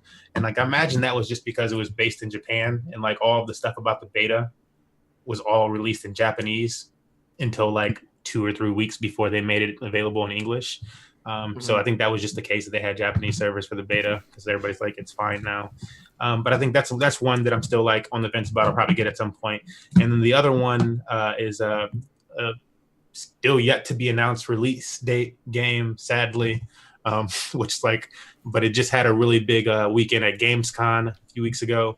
And so hopefully, you know, it'll get a release early 2019, late 2018. We don't know though, but that's Bannerlord 2, Mountain Blade Bannerlord 2, which I'm really excited for. It looks awesome. It's like the best looking medieval game that I've seen. Cool. Because I like games where you can like, you know, have a whole army behind you, do some strategy and stuff like that. And this is kind of like the Civilization / whatever type. Like an RTS. You have some RTS built into it where you can capture towns and stuff like that, and it's multiplayer online like this too. Okay, cool. Capture towns online and stuff like that, build up your city and stuff. But then you drop into the city, so you move throughout the map, and then you drop into that area and stuff like that. And people are doing this across different regions and shit. And I'm like, this is what I need. Like, that just sounds dope. It's like a and risk you can, like, type deal. yeah, and you set people up to like actually defend yourself, like, and you have to like recruit like, you know, militia and stuff like that and all this crazy shit. So I'm like, it's just dope. And the devs have been giving out a lot of information on it on a weekly basis for the game, but it was released or announced last year, and it didn't come out this year so far. And everybody's just like, please stop giving us some more information and tell us a release date. Like, if it was 2 years off at this point, people would still be like, thank you for saying that. But those are the ones I'm looking for. I'll probably get Spider-Man and sit on it because I haven't been able to play games for a minute. So if I had a game that I can spend most time playing on that list, would be Spider-Man. Just because, like everyone said, that first Spider-Man was pretty raw on PS1. Haven't played many in the middle. Spider-Man 2 for the PS2 is like the greatest Spider-Man of all time. I think I played that too, but it's giving me that reminiscent feeling where what that game looked like to me back then, where you first was like, whoa, I'm actually like swinging in the air, when really you were just, I don't know what, but it was great. I don't know, the web was magically in the air, but now you can actually see it. Yeah, now it attaches to the building, not just the space. Yeah, it feels like, so I'm feeling like that same kind of kid when that PS1 version, the first one, second one came out, when you're crawling through with the, I think he was in the vents. I can't remember who was chasing him, but he was in the vents. It was just raw to me, so it'd be Spider-Man, but I probably won't have to play it. Oh yeah. All right, so the next thing I'm going to go through is movies coming out this month. There's not a lot. So, I mean, these are like the 6 main ones I saw that were coming out this month. It's got The Nun and Peppermint, which is some Jennifer Garner movie that keeps getting advertised to me on YouTube. Predator, White Boy Rick, House with a Clock in the Walls, and The Sister Brothers. Are any of these remotely interesting to anybody? We'll start with you, Ron, since we ended with you last time. So I think I have to bounce in a second and jump on the other podcast. So I'll probably have to say my goodbyes real quick. Yeah, but do both. But for the movies, I want to see The Nun. So I haven't seen The Conjuring, and I just watched Annabelle, the first one, yesterday. So I'm going to the Annabelle and Conjuring just to see The Nun because it has the chick from American Horror. Is it all connected? Yeah, it goes Annabelle. They are all connected. I don't know. I'm not like a horror movie guy, so that's not like something at all on my radar. But that's pretty cool. I like I said, just watched the first Annabelle. You know, the first one was kind of so let me just kind of get in the groove of it. But The Nun looked raw and had the chick from American Horror Story, and those are pretty dope shows. So I'm giving the benefit of the doubt just because I see her in it. So you'll be excited to know there's a new American Horror Story starting in a couple weeks. Oh, I thought it, and then. I don't want to ruin your. That's your next segment, man. That's okay, man. Hey, listen, that's not a problem. You get little teases, little early teases. But I got to go head over. I got to do some boxing podcasts. So want to thank you guys for allowing me to be on your platform. Appreciate you. Let me speak my mind. Have a little fun arguing about some M&M, things like that. Things I don't normally get to talk about on my day-to-day basis. So. I really appreciate you guys having me back on here. You guys are great, as well as the Money Match Gaming. So if you guys are watching this for the first time, they also do gaming tournaments, and they're up and coming, and they're on the rise. So please take the time to just hit the follow, support them anyway. Just even showing up to their events in their stream helps them a lot. And network talk, if you're into the gaming community, these guys are starting to get into the network. So make sure that you hit any of these guys up. Once again, appreciate all you guys for letting me be on here and have some fun. Maybe next time we'll come back and I could dust you on some more stories. All right, dude. Hey, thanks for coming by. You're always welcome to the show. It was really good having you, Ron. All right, y'all. Thank you so much. Take it easy, bud. See you. I want to go next, man. I'm pretty much only interested in Predator, to be honest. I'm like, it kind of missed my radar. I only started seeing advertisements for it now, which I think is kind of weird to a degree. It wasn't heavily advertised until recently. They had like one ad that came before a couple movies, but overall it was pretty laid back on the advertisement front.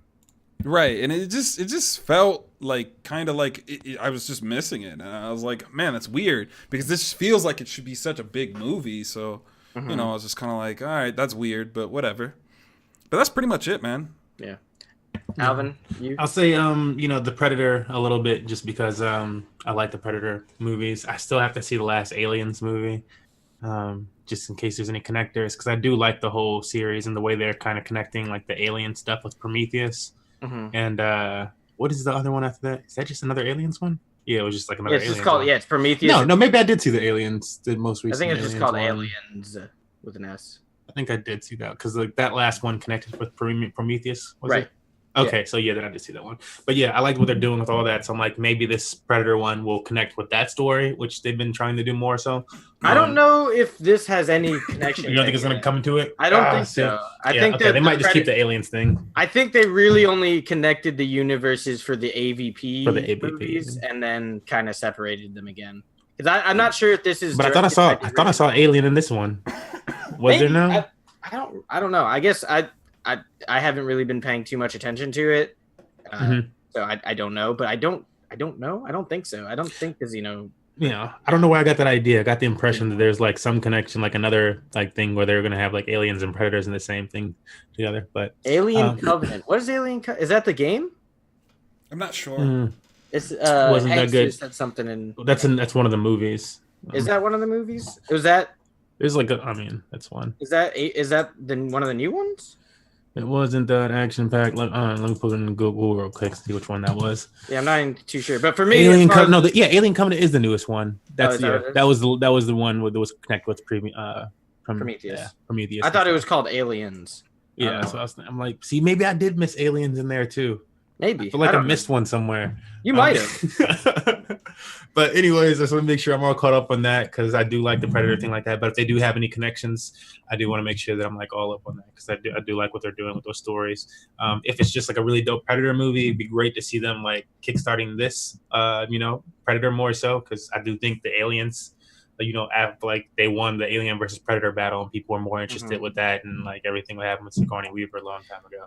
Yeah, I feel like the Aliens movies are way more like suspense and story based, whereas the Predator movies are kind of like more actiony, right? Well, I'm like, I guess, but like, because the first Predator I think had perfect like suspense and everything. I think the first Predator movie very well done.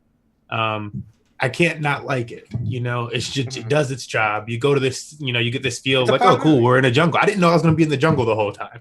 I'm like, oh, I guess we're never going to make it out of here. All right, cool. But that was all great. I think they did fine with suspense. I think all the Alien movies do that. But if anything, I think the Alien movies are a little bit more repetitive in the sense that you kind of know what direction it's going to head, just because of how they have to breathe and stuff like that. So you're like, it's going to come out of somebody's body. I don't want to ruin it if you haven't seen it before. It's coming out your chest. So like, I feel like you can see that. But either way, excited to see what they do with it. Hopefully they have a really good Predator movie and one that's like, uses cities and stuff like that. Because I wasn't really that interested in the previous one, like the Predator 2 or 3, whatever it was, where he was like in New York or whatever. I didn't really care for that. Or I think it was Chicago. But didn't care for that so much. Outside of that, movie that just came out, the thing I want to see, like Black Klansman, just sound interesting. That sounds interesting. And then I want some other ones that my girlfriend and I like looked at, but I can't. They're like on my forefront. Outside of that, it's just like The Nun, because I have seen The Conjurings and everything since Amityville Horror, so all the connection of it and those creepy ass people in that house. It's all the same house. Yeah, well, it's like have you seen none of the stuff? No, I don't watch. It's so it started with like the people that investigated the actual investigators of the Amityville Horror, are like the people that it's based around. So it's based around like their stories and stuff like that and their investigations. And so their first few stories and stuff like that are like actually like more true story based. And they're like the Annabelle like doll situation like that. Like those are like all more true story based situations. Because there is an actual Annabelle doll and all this other shit and stuff. Like, so those are all like actual investigations. Now they started to run with these, the movies had success. And so they started to have to like, make parts up. So like the last Annabelle movie that came out was just totally made up. But up until then, they were actually still using things from the story. So the same thing goes with the Conjuring movies. It's just, people want to keep seeing more where they have to make more. But like, they've been using the actual stories from those up into like up to some extent. So excited to see that. The Nun one I think is just going to be completely fictitious. they just like they have this nun that appears in all of those movies because like their house, the investigator's house, like has all these creepy artifacts in it from all their investigations, like the Annabelle doll and other stuff. And this nun is like her portrait's like on the wall and keeps popping up in these things. And so they're going through the backstory of that, and seemed nice and creepy. So. Yeah, the only movie on that list that I mean, there's a couple movies on that list that kind of sparked my interest, but nothing too crazy. The House with Clock in the Walls, I saw a trailer for that a couple months ago before a movie, and it looked interesting. The same with The Sister Brothers. That's the Western comedy with John C. Reilly and Joaquin Phoenix, Jake Gyllenhaal, and Riz Ahmed. I saw a trailer for that. It's. I mean, I like John C. Reilly, and I don't see him in enough things, so that's kind of like the main reason why I'm like, I might go see this movie. Yeah. But really not much in the movie front. Next thing I have listed is anime, and I don't know, maybe you guys know of more anime starting this month, but the only thing I could find starting this month is Fooly Cooly Alternative, which starts September 8th, actually. I wrote down no date, but I saw the date later. I don't know. I couldn't give anything that starts this month because most of like the anime season is kind of like, I forget what episode we're at in the anime season, but it's like 8 or something, 7 or 8. It starts in like July. The anime. Yeah, so we're kind of like in the July and like October. Yeah, we're like in the mid to end of anime season. So like I can't give that, but I can give some like the anime that I like that have been some of my favorite ones throughout the season. Sure. Yeah, and watch a decent amount of those. Keep it brief because we're clearly running over, and I still want to get through some of the news parts of this. So Yeah, but some of the anime that I like, well, obviously, if you haven't seen Black Clover, I really enjoy Black Clover, which is kind of this Naruto feel of anime. It's just been going on for a while. So that would be one of my top, but it's it's on like episode 48 or something like that right now. So it's been continuing all this year. Overlord, I think, is having a good season. I know the Infinite said he didn't really like the last episode, but I like the way that Ainz kind of played with them. And I thought he was gonna like let them live. I don't really know why he even fought with them then besides that. But I feel like there's something else that he's working with, some angle besides this. Building legacy. So that'll be interesting. Well, I mean, like I feel like maybe like he's gonna keep something might be like alive in some sense or whatever. I don't know what he's gonna do with them. Like, maybe they're like more zombified or something like that. But I don't know. Because there's still some people who were on that back hillside with him, and he didn't enter the tomb and stuff. So I'm like, I don't know where they're going to go with that part of the story. But either way, Overlord is up on my list. Those are two easy ones. Attack on Titan, I think they've been doing good since the end of season 2.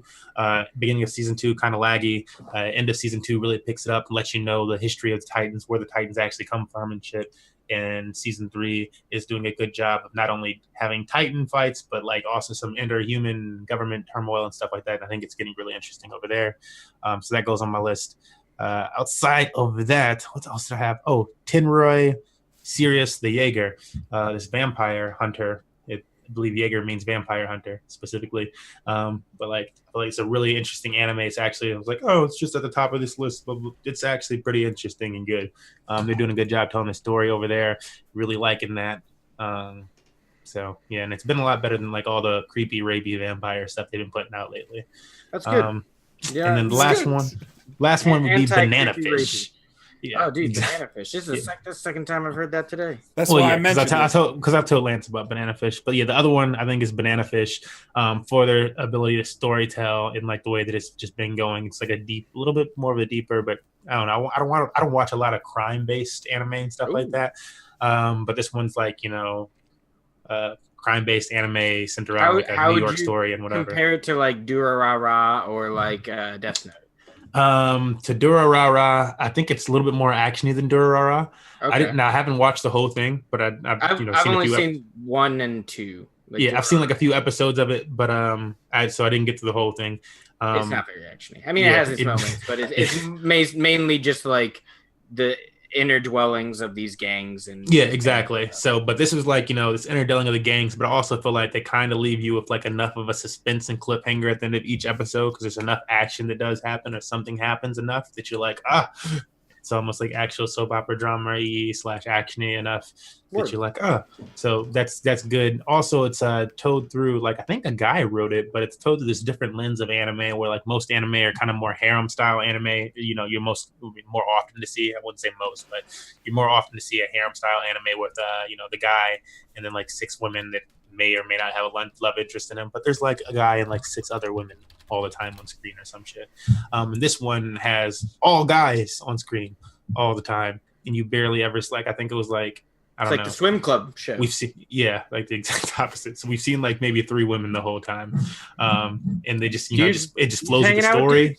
It just flows with the story, but at the same time, it's just like something where, like, I don't know if like they did that intentionally for, like, you know, controversy or whatever, or if they just, like, you know, it's just the way the story works out. We're not going to try to over sexualize this story or whatever the heck. But at the same time, the story does touch on some sexual intimacies and whatnot with human behavior and with, you know, drugs and crime and stuff like Interesting. that. So, and this is called really Banana Hand? Yeah, Banana Fish. Banana Fish. Yeah, it's actually from a manga, like an old 1980s manga, I believe. It's kind of like a cult classic type of manga situation. So it's been long awaited. I believe pretty much, like, I'm pretty sure this is the case. Like, the first, like, 3 or 4 episodes that I watched had different intros. So, like what is your budget? Hey, man, they love intros. That's all their budget. Straight on the intros. Apparently, they can switch it every time. But yeah, those are my top anime. So I think it's about 5 or 6 that I'm actually like watching. I think that are pretty good for this season. Word. Lance, you got anything you want to add? Or? I mean, I gave it last season or last episode where there was actually the beginning and all that other stuff to those animes and stuff like that. But generally, a lot of the same ones, Alvin. I'd add Boku no Hero, and I am excited for Fooly Cooly. Yeah. So. I mean, I haven't watched Fooly Cooly Progressive yet, but that came out recently too. So I have to check that out. But all right, going into the last thing before the final, like the current events, TV coming out this month. There's a lot of it. American TV starts in September, October. So there were 76 things. This is like half of that, if even that is less than half. These are just some like things that I thought were pretty interesting. So we got Mayan season 1, which is a Sons of Anarchy spinoff. The Purge is getting its own season show that starts tonight. Tomorrow's Always Sunny season 13. That's one of my favorite shows. So go Sunny. Iron Fist starts up on Friday. I don't know if anybody asked for that or wanted it, but it's happening. The Deuce miniseries. It's some miniseries on HBO starring what's his name? James Franco. Shameless season 9. American Horror Story Apocalypse. That's, I guess, what this season's about. I don't know. I haven't followed that show at all. BoJack Horseman season 5, September 14th. They follow me on Instagram. Oh, BoJack Horseman does, really? That's awesome. I love BoJack Horseman. That's my favorite. That's like one of the few people they follow. It's so funny. That's so cool. September 21st is the Maniac miniseries on Netflix, which is this new miniseries coming out that looks really interesting with Jonah Hill and Emma Stone. September 26th, you have Empire season 5, Modern Family season 2, and South Park season 22, which is ridiculous as a large number, but it is still topped by another thing on this list. We have September 27th, we have The Good Place season 3, and then September 30th, we have Bob's Burgers season 9, Family Guy season 17, and Simpsons season 30. 30 fucking seasons of The Simpsons. I'm not complaining. No, I mean, whatever. I haven't kept up with The Simpsons in like 15 years, but whatever. Like, good for them. Get your paper some way. But yeah, do any of those shows interest you? Like I already said, BoJack Horseman, Always Sunny. Those are the 2 that are like top of my list. And definitely Maniac. I want to check out Maniac when that comes out. But anything else there? As far as TV is concerned, I'm not really going to watch any of it, to be honest, unless we do it for a podcast. But what I do like are a lot of those funny shows. I do like The Simpsons. I do like Bob's Burgers. I do like Family Guy. I do like BoJackman, although I've only seen 1 episode. BoJackman. It's just, it's hard to keep up with, man. It's just hard to keep up, you know? There's just so much stuff, and it's like you can't watch it all. But, you know, that's kind of how I feel. Word. Alvin? I'll probably try to check, because I've been wondering when South Park is going to come out with another season, honestly. I'm like, these two aren't done. They won't be done till they're 70 or so. No, they won't be done until they already said until Comedy Central stops renewing their contract. Yeah, I'm like, they're gonna just be like sick old men just telling raunchy Sick old jokes. Sick old raunchy ass political jokes. Just connecting it to crazy shit. So I wanted to see when the new South Park one to come out. It's I think it's cool that a new Family Guy is still coming out because I think Family Guy's funny, even though I haven't watched it in like a while. Yeah, so I don't have for, TV. for me and Family Guy is like it's funny on first viewing, but I can't rewatch like for some reason. I'm not gonna keep rewatching that, but Yeah, I could. like, I could. I know. I like, can watch an can't. episode of Family Guy, and it's just gonna be funny. No, you see, know? not for me anymore. If I've already seen the episode, it stops being funny. Oh, you for don't me. care? Yeah, I feel like with me, it's like they go so random and stuff like that sometimes I can be watching an episode and I won't know that I've seen this episode until I'm That's like fair. 15 minutes into it. That's I'm fair. like, Yeah, because because they never start with the plot. The plot comes like 10 minutes into the episode. Yeah, so I could be like, oh, that's hilarious. And but I know this one. I've seen this one. Shit. But yeah, that and then another one that I was thinking about what you put on that list was Always Sunny. I think Always Sunny is hilarious. I think I'm a season or two behind, maybe, which excites me. Yeah, because I'm like, I get to catch up on like a season or two of Always Sunny. It's so if you need a Hulu information, hit your boy up. I can hook you up. Thank you for that.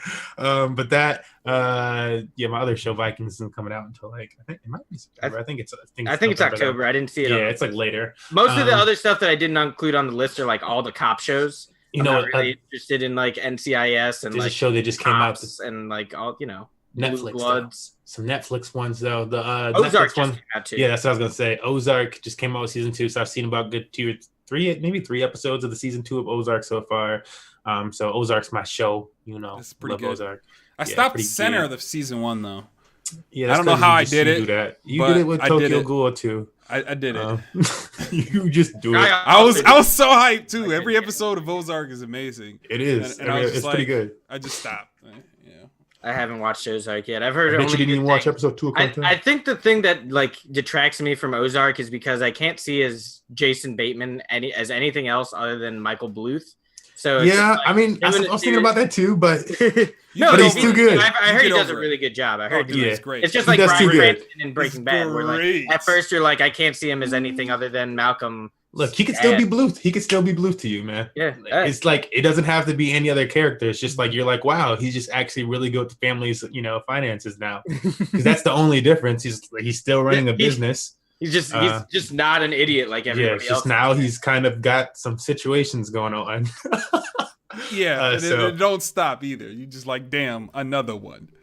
So I think that's good. Yeah, I think that's like all for me and TV that I was really like that. Oh, we also watched this one show called Ghoul recently on Netflix, which we got like 2 episodes in. They're kind of slow storytelling it, but like I feel like it's one of those things. I'm not going to necessarily recommend it to you because I feel like even though the storytelling is nice, it's a little too slow. Mm-hmm. And I would feel like if I were to put you in on it and like then you didn't like it or something like that, you probably wouldn't figure out the whole story until like episode 9 or 10. It seems like maybe. That's okay. And so I'm like, you're gonna hate me. You're gonna be like, I didn't like it. I didn't like it. Well, that's gonna be Lance. He's like, I didn't like it. That's me. That's for sure me. I'm like, but the next episode or something like that, I guess I'm invested. I guess I'll wait. It's like all those people who tell me to watch Westworld every waking moment of the day. Westworld is good. I gotta finish Westworld. I watched an episode and I was like, I'm not into this. And they're like, but you gotta watch more. And I was like, but no. I don't. Westworld is good though. I do have to finish Westworld. I ended at like episode 9 or something like that. So I gotta like finish Westworld. Mr. Robot is good and nobody watches that when I tell them. Actually, all of us have seen Mr. Robot. I have not finished it though. When I first found Mr. Robot, I was just showing people the first few minutes. The first episode. You're gonna watch it. You're gonna watch it. Good. It gets to you. That first scene is like, oh, Ron's coffee. What? Alvin got me. He actually can't watch that and then not be on it. So. Yeah. It was that show's good, man. Alvin hit me to that. I tell people to watch that show a lot of times, and 9 times out of 10 it falls out on deaf ears. They're like, but that's on USA. Like, so I watched it all online. I was like, is the next episode out? Yeah, the 3rd season is, in my opinion, the best season of TV ever made. So if you haven't gotten that far, definitely check it out. Oh yeah, no, I'm at end of season 1. That's all for things coming out in September. The next things we have is current events in gaming. Go ahead, Lance. I'll let you take it away. All right, I Unless kind of you want want to. I'll start. So I'll go with the Madden tournament shooting. Have you guys all heard of that? Yep. No, there's a Madden tournament shooting. Oh Yes. man, yeah, like a week ago there was a Leave Madden it to tournament Madden. in Jacksonville, Florida, and a dude got eliminated and shot up the store that it was being hosted at. Oh wow. Yeah, I think it was 3 people or 2 people dead, and then like 17 injured yeah, or something like yeah, that. That's not. You know why? You know why I bet, and I'm not saying it's that situation. I'm like saying it's like it's okay or something like that. But from what I have seen of like competitive Madden, have you guys ever seen like the competitive Madden events on like Twitch or something like that? Nah, the Actual competitive events. Not, I was like blown away by how character it looked and just like how ridiculous it was compared to like other like okay. So for instance, in the Smash Bros community, if somebody does something between a set, if they dab or something like that, or if they like dance or get up, if they even get up and like turn to the audience, people are like, "Oh, he was so rude," you know? Yeah, like, exactly. They're you taunting. play it the entire time, and then you roll up your controller and shake taunt hands. with your actual controller. He's taunting. Oh, this and that. Yeah, so those are like actual. No, things yeah, that it's happen. kind in the sports games. It's kind of like encouraged. Yeah, and in sports games and Madden and stuff like that. And I saw the same thing like this NBA one. It was like every play, these people were getting up and like, whoa, whoa. I'm like, what is this production, bro? I'm like, he's like, you cut away from the game to show you just stand up and be like, oh. Absolutely. I mean, I'm not saying that is a good enough reason, but because it's not, there's nothing that warrants shooting people for no real reason other than they're mad and I got lost or whatever. It's fucking fucked up. That guy's a piece of shit and he should die. But anyway, besides the point. It's way more emotive and definitely I would consider it disrespectful to play sports games in these competitive scenes because people are they emote. They scored a touchdown, they'll be like, yeah, like you said, man, standing up, like, nah, chill out, man. It's just a game. Like, why do you have to be mad? I know that happens a lot in the Madden community and stuff like that because of that. And I just know, it's that type of natured game where like a lot of trash talking can be had if you're sitting next to the person with it, or across the, if they actually plug in their headset, talk trash probably. So it's it's a very trash talkative game. And then outside of that, unlike other games like Overwatch or like Fortnite or like Call of Duty or any of these other games where if you put in a lot of one-on-one time with it versus somebody. Like if Fortnite, you put in, that one-on-one battle, you lose or whatever the heck. It's quick. You're in and out. Yeah. A lot of these games are in and out. And if they're not in and out, they're more team-based, where all the flack isn't on you. Games like Madden and like longer long 2K games by yourself. They're long, like half-hour games by yourself, where somebody might be putting it into you. They might actually be hurting you, and it might hurt your feelings a few times, and you might not have pushed that button. Yeah, sometimes sports games do that weird shit where they're like, yeah, he's gonna pick that anyways because it's random anomaly time. Yeah. Like, no. and I'm not trying to say this as like a derogatory thing to like Madden and sports games fans because I'm a sports game fan too. But most professional sports games fans or professional sports game players are not like the same kind of. It's not the same breed of gamers you'll see at like a fighting game tournament or like a Smash tournament or something like that. It's just like. People who care, I think these players are more so sports guys rather than video game guys. And not that that's like a bad thing or whatever, but it's just there's different types of mindsets that come with being those types of gamers, Yeah, no, I totally agree. And I think that's what you see more of. And yeah, that's just like the difference there. Right. So again, like, they're really like competitive. They're really competitive. Yeah. And like, they're like, whatever, I'm used to being able to hit you with my pads right now. And it's like, we on the couch, bro. Chill out. Yeah, exactly. Come on, man. So yeah, I could see that happening. Like even like I bought the new Madden, and I think it's really fun. I'm just now learning the Mutts mode and stuff like that. But like even like the one time that I was able to plug in my headset and talk to somebody, it was real chill. This dude was trying to do some real like chill shit, but he was like, "Oh, what's up, Smurf? Okay, where you from? Okay, I'm from Texas. Nah. Hope you have a good game. I'm gonna show you what these Texas boys do." I got you messed up there. Got an extra 5 yards. Don't let me do that all game. It's like, but it's just like this constant type of like real chill talking to you, but it's like slightly greasy. Like no matter what they say, And it's just like there's no nice stuff to be. There's nothing nice to be said during a football game when you're playing somebody either. You're not gonna get like a bunch of yards on somebody or move the sticks and then be like, that was okay. I didn't just spend 4 minutes and like 30 seconds between each down trying to stop you. Yeah. It's just so demoralizing. It's like lose. It's like when someone like beats you in Smash, you're like, oh shit, GG's. Yeah. So you up there at GameStop when someone demoralizes you in Madden and it's like 35-0, you're like, all right, I hate you and I don't want to ever see you at all. Right. I mean, so you up at GameStop, you up in a Madden tournament. Somebody got their girl there. Few people got their girls there because it's a Madden tournament. It's not Smash Bros. It's Madden. They was like, babe, just watch me play some football. You know. Just I will never forget. Tension got a little high. I will never forget about the time I 21-0'd our friend Cody in a game of Madden, and he broke his PlayStation controller. Oh my god, it's hilarious. He stood it up and smashed, and then he like stood up very calmly afterwards and was just like, I have to go to the store and buy a new controller.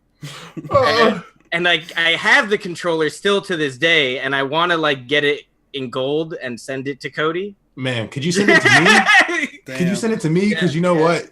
The last few times I played Overwatch, I've been playing Overwatch with Cody a little bit lately. And the last few times I've been playing Overwatch with him. Does he play on PC?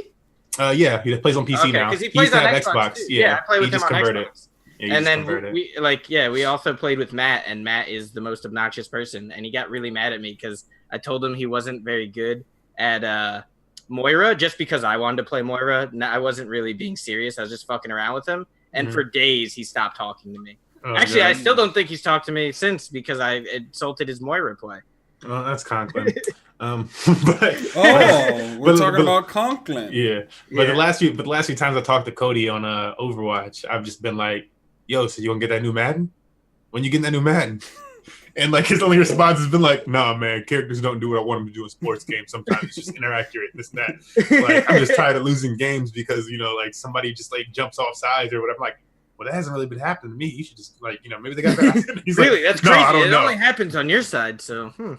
Yeah, I'm like, I haven't, but yeah, I'm like, they don't really do that, but. Yeah, no. But yeah, so like maybe you're part of the reason why he's not picking up Madden anymore. And listen, if I changed his opinion on Madden 6 or 7 years ago, then so be it. Look, I did it to Brandon. I did it to Harvey, like 6 years, like with NCAA before they stopped making those NCAA football games. He wasn't playing anymore because I beat him on a last-second touchdown to the end zone, back corner.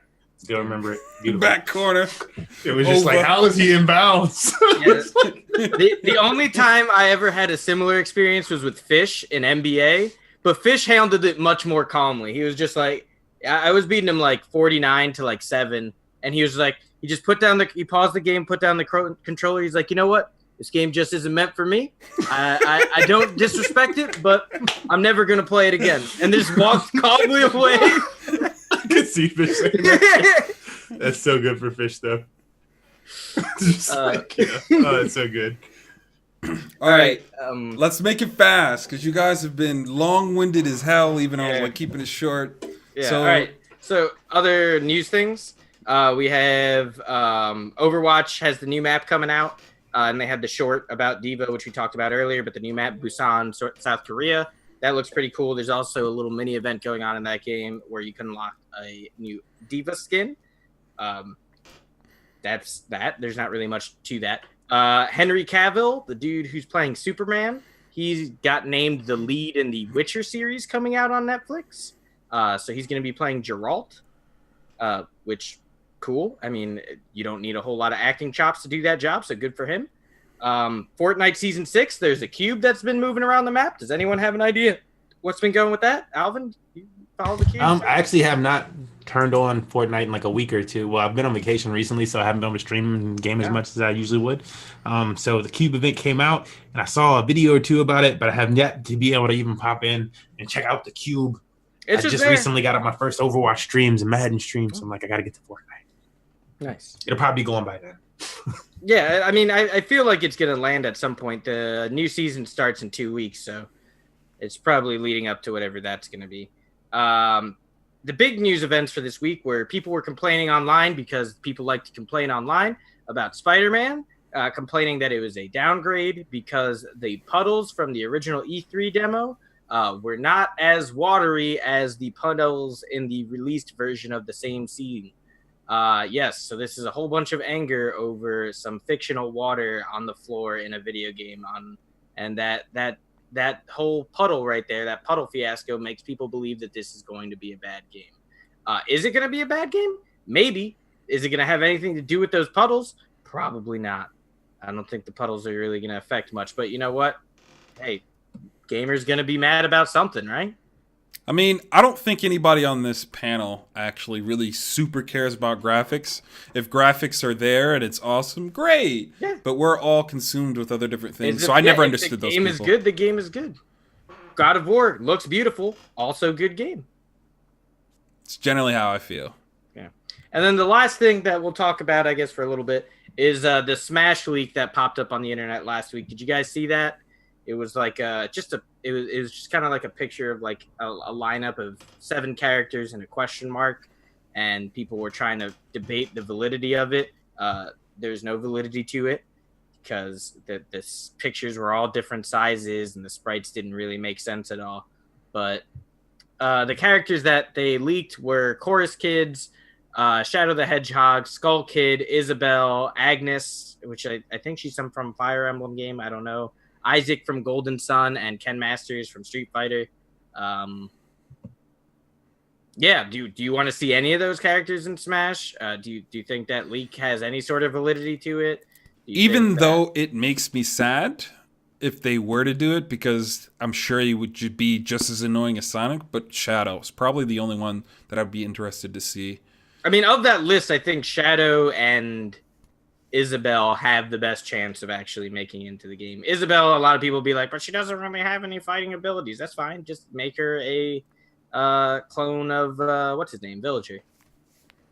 Well, only since you're saying it, like not that I wouldn't mind seeing Shadow in the game, but only since you're saying it, I could see people confusing a Shadow outline for a Tails outline, depending on how they angled the Tails and back of Tails. You know, they could totally be trying to throw people off purposely. It's not an outline. It was just. It's not. No, it was just a straight up. Okay, I was like, it was outlines. I could totally see them doing something like that, and it actually be Tails coming out, which I'd like, and that would make more sense to me if they've already Shadow's obviously still going to be like one of those little assist characters, then it'd make more sense. But because he's an assist, I really I think that's just total speculation for people. Well, he's not an assist yet. That's the thing. I thought he was already an assist in this one. No, they haven't announced it yet. All a lot of the assist characters that people want, like Skull Kid's an assist, Shadow's an assist. They screwed Bomberman. Poor Bomberman. All those characters were assists in previous games that haven't been announced yet. So people are like, oh, and like Skull Kid. Skull Kid was part of Toon Link's Final Smash, which coincidentally they have not shown yet. So people are like, ooh, does that mean Skull Kid? Because there's a lot of instances where people have kind of done that kind of research and it's proven to be right. For example, if you look at the color schemes for a lot of characters, like let's say Samus. Samus used to have the Dark Samus color scheme. If you looked in the demo version that was released to some people and some people were able to play, these skins for Samus did not include that color scheme for Dark Samus. They changed that one. So people were like, oh, Dark Samus will probably be announced. Sure enough, a month or two later, Dark Samus gets announced. They did the same thing with a couple characters. Lucina had a Crom skin or something of that nature. Yeah, no, you saying that, when you said that, I mean, that makes total sense. I just thought I had seen him already. So I'm like, no, I mean, if he hasn't shown up, then that's a perfect case for Shadow. Yeah, and it would make sense as an Echo fighter, except for the fact that if you're gonna put Shadow the Hedgehog, you gotta give him a gun. We've all played Shadow the Hedgehog the game, and he had a pistol. Give my boy a pistol, so he can't be an Echo fighter. He's got to be his own person. Yeah. I'm sure they would in some sense. I hope, maybe they'd do something. Maybe just give them a little stun with it. But yeah. Personally, if I had to choose, since this game's theme seems to be about bringing a lot of villains into the fray. I mean, we have Dark Samus, Ridley, King K. Rool. Those are all villain characters. The whole last trailer was just centric. The King K. Rool trailer was centric on villain trailers or villains in it. Sonic doesn't have his villain yet. Let's give him, instead of Shadow, who could kind of be construed as a villain, kind of misunderstood, edgy hedgehog. No, be careful how you say this. Dr. Robotnik or Dr. Eggman, depending on how different stroke for different fall. I call him Dr. Eggman because in Sonic Adventure 2, he had a song that was like, I am the Eggman, I have the master plan, I am the Eggman, that's who I am. And I was always like, yeah, he's the Eggman, man. Let's go. Yeah. Well, So- my '90s kid's ass. me and my Sega Game Gear. We don't agree with that. Don't agree with that. No, don't worry. You're not the first. Like, as soon as you stopped me there, I was like, let me call him Robotnik first so I don't get thrown out of here. Yeah. Get all mad. But yeah, what do you guys think? Anything? Lance? I mean, I'm not like super addicted to having like villains in the game. Cause like, I don't necessarily think that Nintendo, I feel like, makes good bad guys, but they're kind of kiddish. And so it never really feels like a bad guy to me. So King K. Rool, I feel like, should be this massive savage. But in reality, when you watch this kid and like, think of Donkey Kong and all that other stuff, you're kind of like... He's got a gun. He's got a gun cannon. And a pirate hat. That's pretty dope. So, I mean, Ridley's kind of a pretty good bad guy, I think. But... I don't know. I'm just. There just needs to be more in Smash. It's all like just good guys fighting against each other. There's just some bad guys in all these stories. Yeah, too. I get the premise. I'm just ready for the game to come out. I hate theory crafting. Oh God, wine. I'm not that kind of guy. I'm ready for the game. I hate theory crafting, and especially with Smash Brothers. But I will still watch like 30 YouTube videos a day being like, I saw this shadow on one of the trailers, and that's why Goku was coming to Smash. Half-hour video, and I'm like, all right, let's talk about Goku coming to Smash. Why don't we? Let's theorize. And honestly, he had good evidence. They like the last scene in the Donkey Kong trailer where they punched each other and like the big shockwave came out. That is shot for shot from an episode of Dragon Ball. Incredible stuff. Yeah, it's just like silence. Incredible stuff. Incredible stuff. Goku's coming. You guys aren't ready. But when I come at you in the Smash tournament, hit you up with them Kamehamehas, you're gonna be like, damn, I should have listened to Dan back in September. See, like I feel like you're joking right now, but I do know. All I can say is like, I pointed this out on Twitter once too, and somebody else is like, "Yo, like, wouldn't that happen?" And I was like, "Look back a few months on these people's tweets, and you'll see the connection between the two." But like Bandai and Nintendo have exchanged tweets about Goku in Super Smash Bros. And Bandai does make Super Smash Brothers. Yeah, and Bandai was asking for Goku to be in the game. They were like, "Yo, when's our man Goku Smash Bros?" Listen, I'm all in on that out on Twitter. I'm just like, I get it, you can say that and stuff, but people are gonna be like, that's like something you say at work, and somebody's like, "Yo, before you push that, hours of work after hours."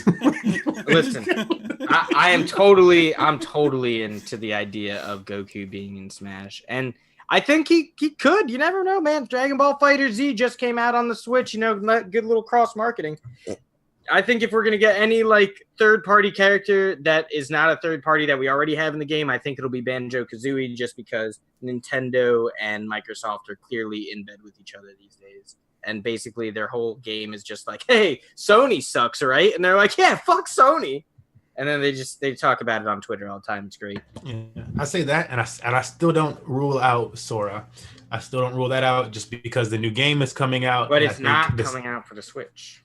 I mean, I know it's not coming out for the Switch, but neither have any Sonic games. So I still... Except for Sonic Mania.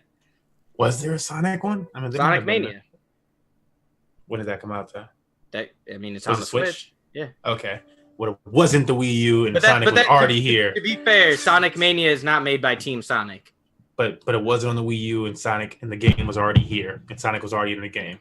So, and that's the only thing. But on the Wii U, they had like Sonic and the Werewolf. Was there in the Sonic game? Yeah, there's been Sonic on all the Nintendo consoles, and you have Sonic at all the Olympics events. Well, that's Sonic hangs out in the. That's killing bad. They're just that bad. It's killing it at everything else except for the Goku one, then, because I'm like, this is perfect time for Goku to actually enter it, because Dragon Ball Z is entering on the Nintendo Switch. It is getting on Nintendo. For them, that is perfect time for and on top of all that, like, the way Sakurai has straight up said, like, the way we're doing character releases for this game, the characters we're bringing are all characters that received a lot of votes during the Smash ballot. And while I do think a lot of people took the Smash ballot seriously, so I'm sure Goku wasn't a top guy, there was a ton of people that probably wrote in Goku. Mm-hmm. Same with Sora. He's another character who probably got like way more votes than you would expect, you know? Yeah, I'm like, and that will factor in, like the people what they said, and like, you know, the fact that Bandai did tweet them, I think will be factored in, because the same like with the Roy situation, like it not being in the game or being in Smash Bros before the release in his actual game, and that's why I was like, you know, it could happen with Sora, like you could get Sora in Smash Bros before you get him in Kingdom Hearts. I'd be fine with that. So I'm like, it's just possible. And I think the same thing is possible with Goku, because like, again, if the company wants it and it's this big game, it's really good for the game itself, the other game that's coming out. There is a leak of there being 2 Square Enix characters in the new Smash. So it's going to be Cloud and another one. A lot of people are not sure what that other one is, but it could be anywhere from Geno from Super Mario RPG to Sora to another Final Fantasy character.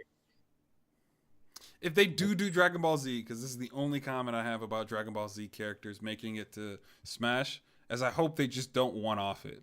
It'll 100% be just Goku enough for me. Like, and that's why I don't really want to open that Pandora's box, because I'm like, nah, you gotta give me somebody else. You got to. It is 100%. If Goku is in the game, it's just gonna be Goku. He's not bringing anybody else. We'll see. I mean, maybe. Granted, it's not like you couldn't give Goku, Vegeta, Gohan, Kid Goku. Like, they could all have the same fucking moveset. They could all be echoes. This is what I can see happening with Dragon Ball Z. I see them I don't see them giving the game any more than 3 Dragon Ball Z characters. Enough. Because it would be too much. So I could see 3 iconic Dragon Ball Z characters come. Could you imagine if they gave 3 Dragon Ball Z characters and Olimar is just like, boy, come on. Hype. But I mean, like, Hype. But people like Game & Watch would be happy. They'd be like, let me set that up. You know? But I could see them giving 3 iconic Dragon Ball Z characters. If not, I could also see them just giving 1 as Goku and being fine with that, because he is the face of the franchise for Dragon Ball Z. You know, like he's like fucking Mickey Mouse for, like, you know, anime, like to some extent. Though, if they add him and do a second Smash ballot, that like really opens the floodgates. Oh, it really would. People suggesting like Luffy and fucking, you know, just ridiculous characters just because they're like, they did Goku, why not?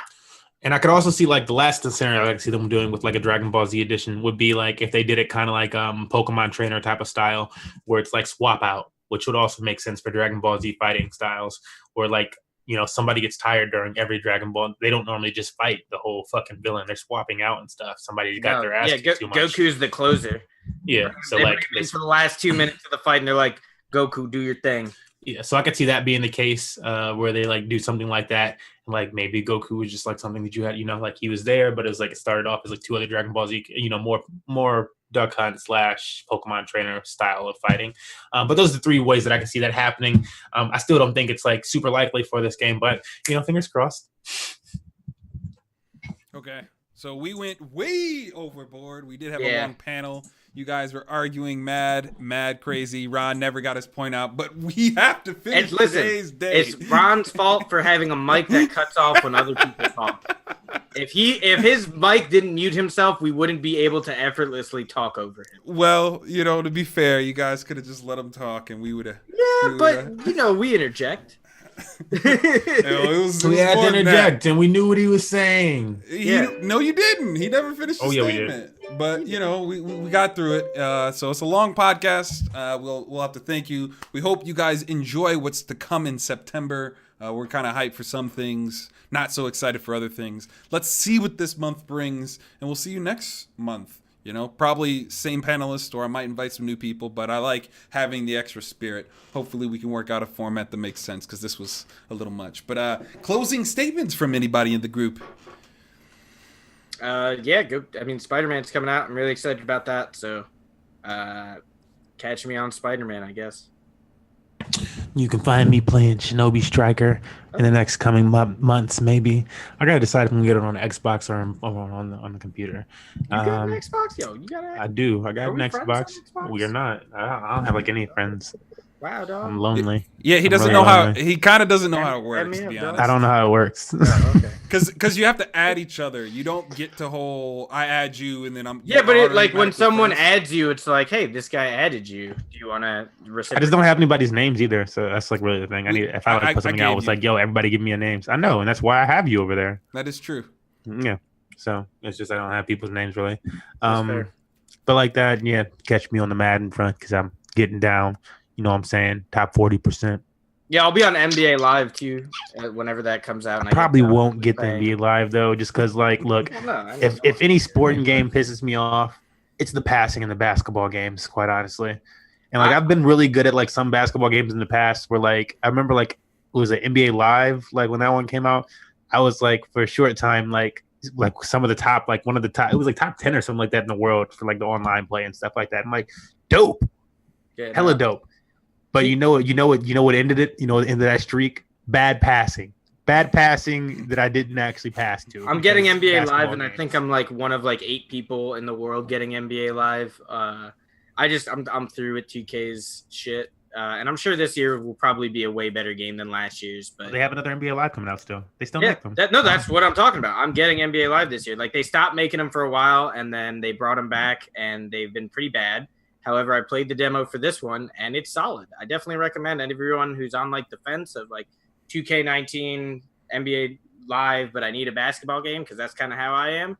Play the demos of both. They both have them out, and they're both like sufficient.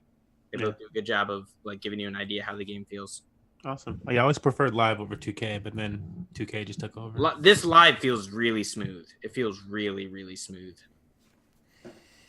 Yeah. So that is the closing for today's, episode. What comes in September? It's our monthly series. If you guys have any suggestions on the format or what you liked and didn't like about today's episode, please be sure to let us know in the comments or on our Discord channel or any of those other things. We will respond. We will check it out and we will adjust. Outside of that, I'm going to close it down because we went over a whole hour over, which is cool. Yeah. It just means that we had heated conversation, which is always good content. So hopefully we see you guys on the next one. I'll let you guys know later in the week what our next podcast topic is. And until then, goodbye, you guys. I've been the Infinite.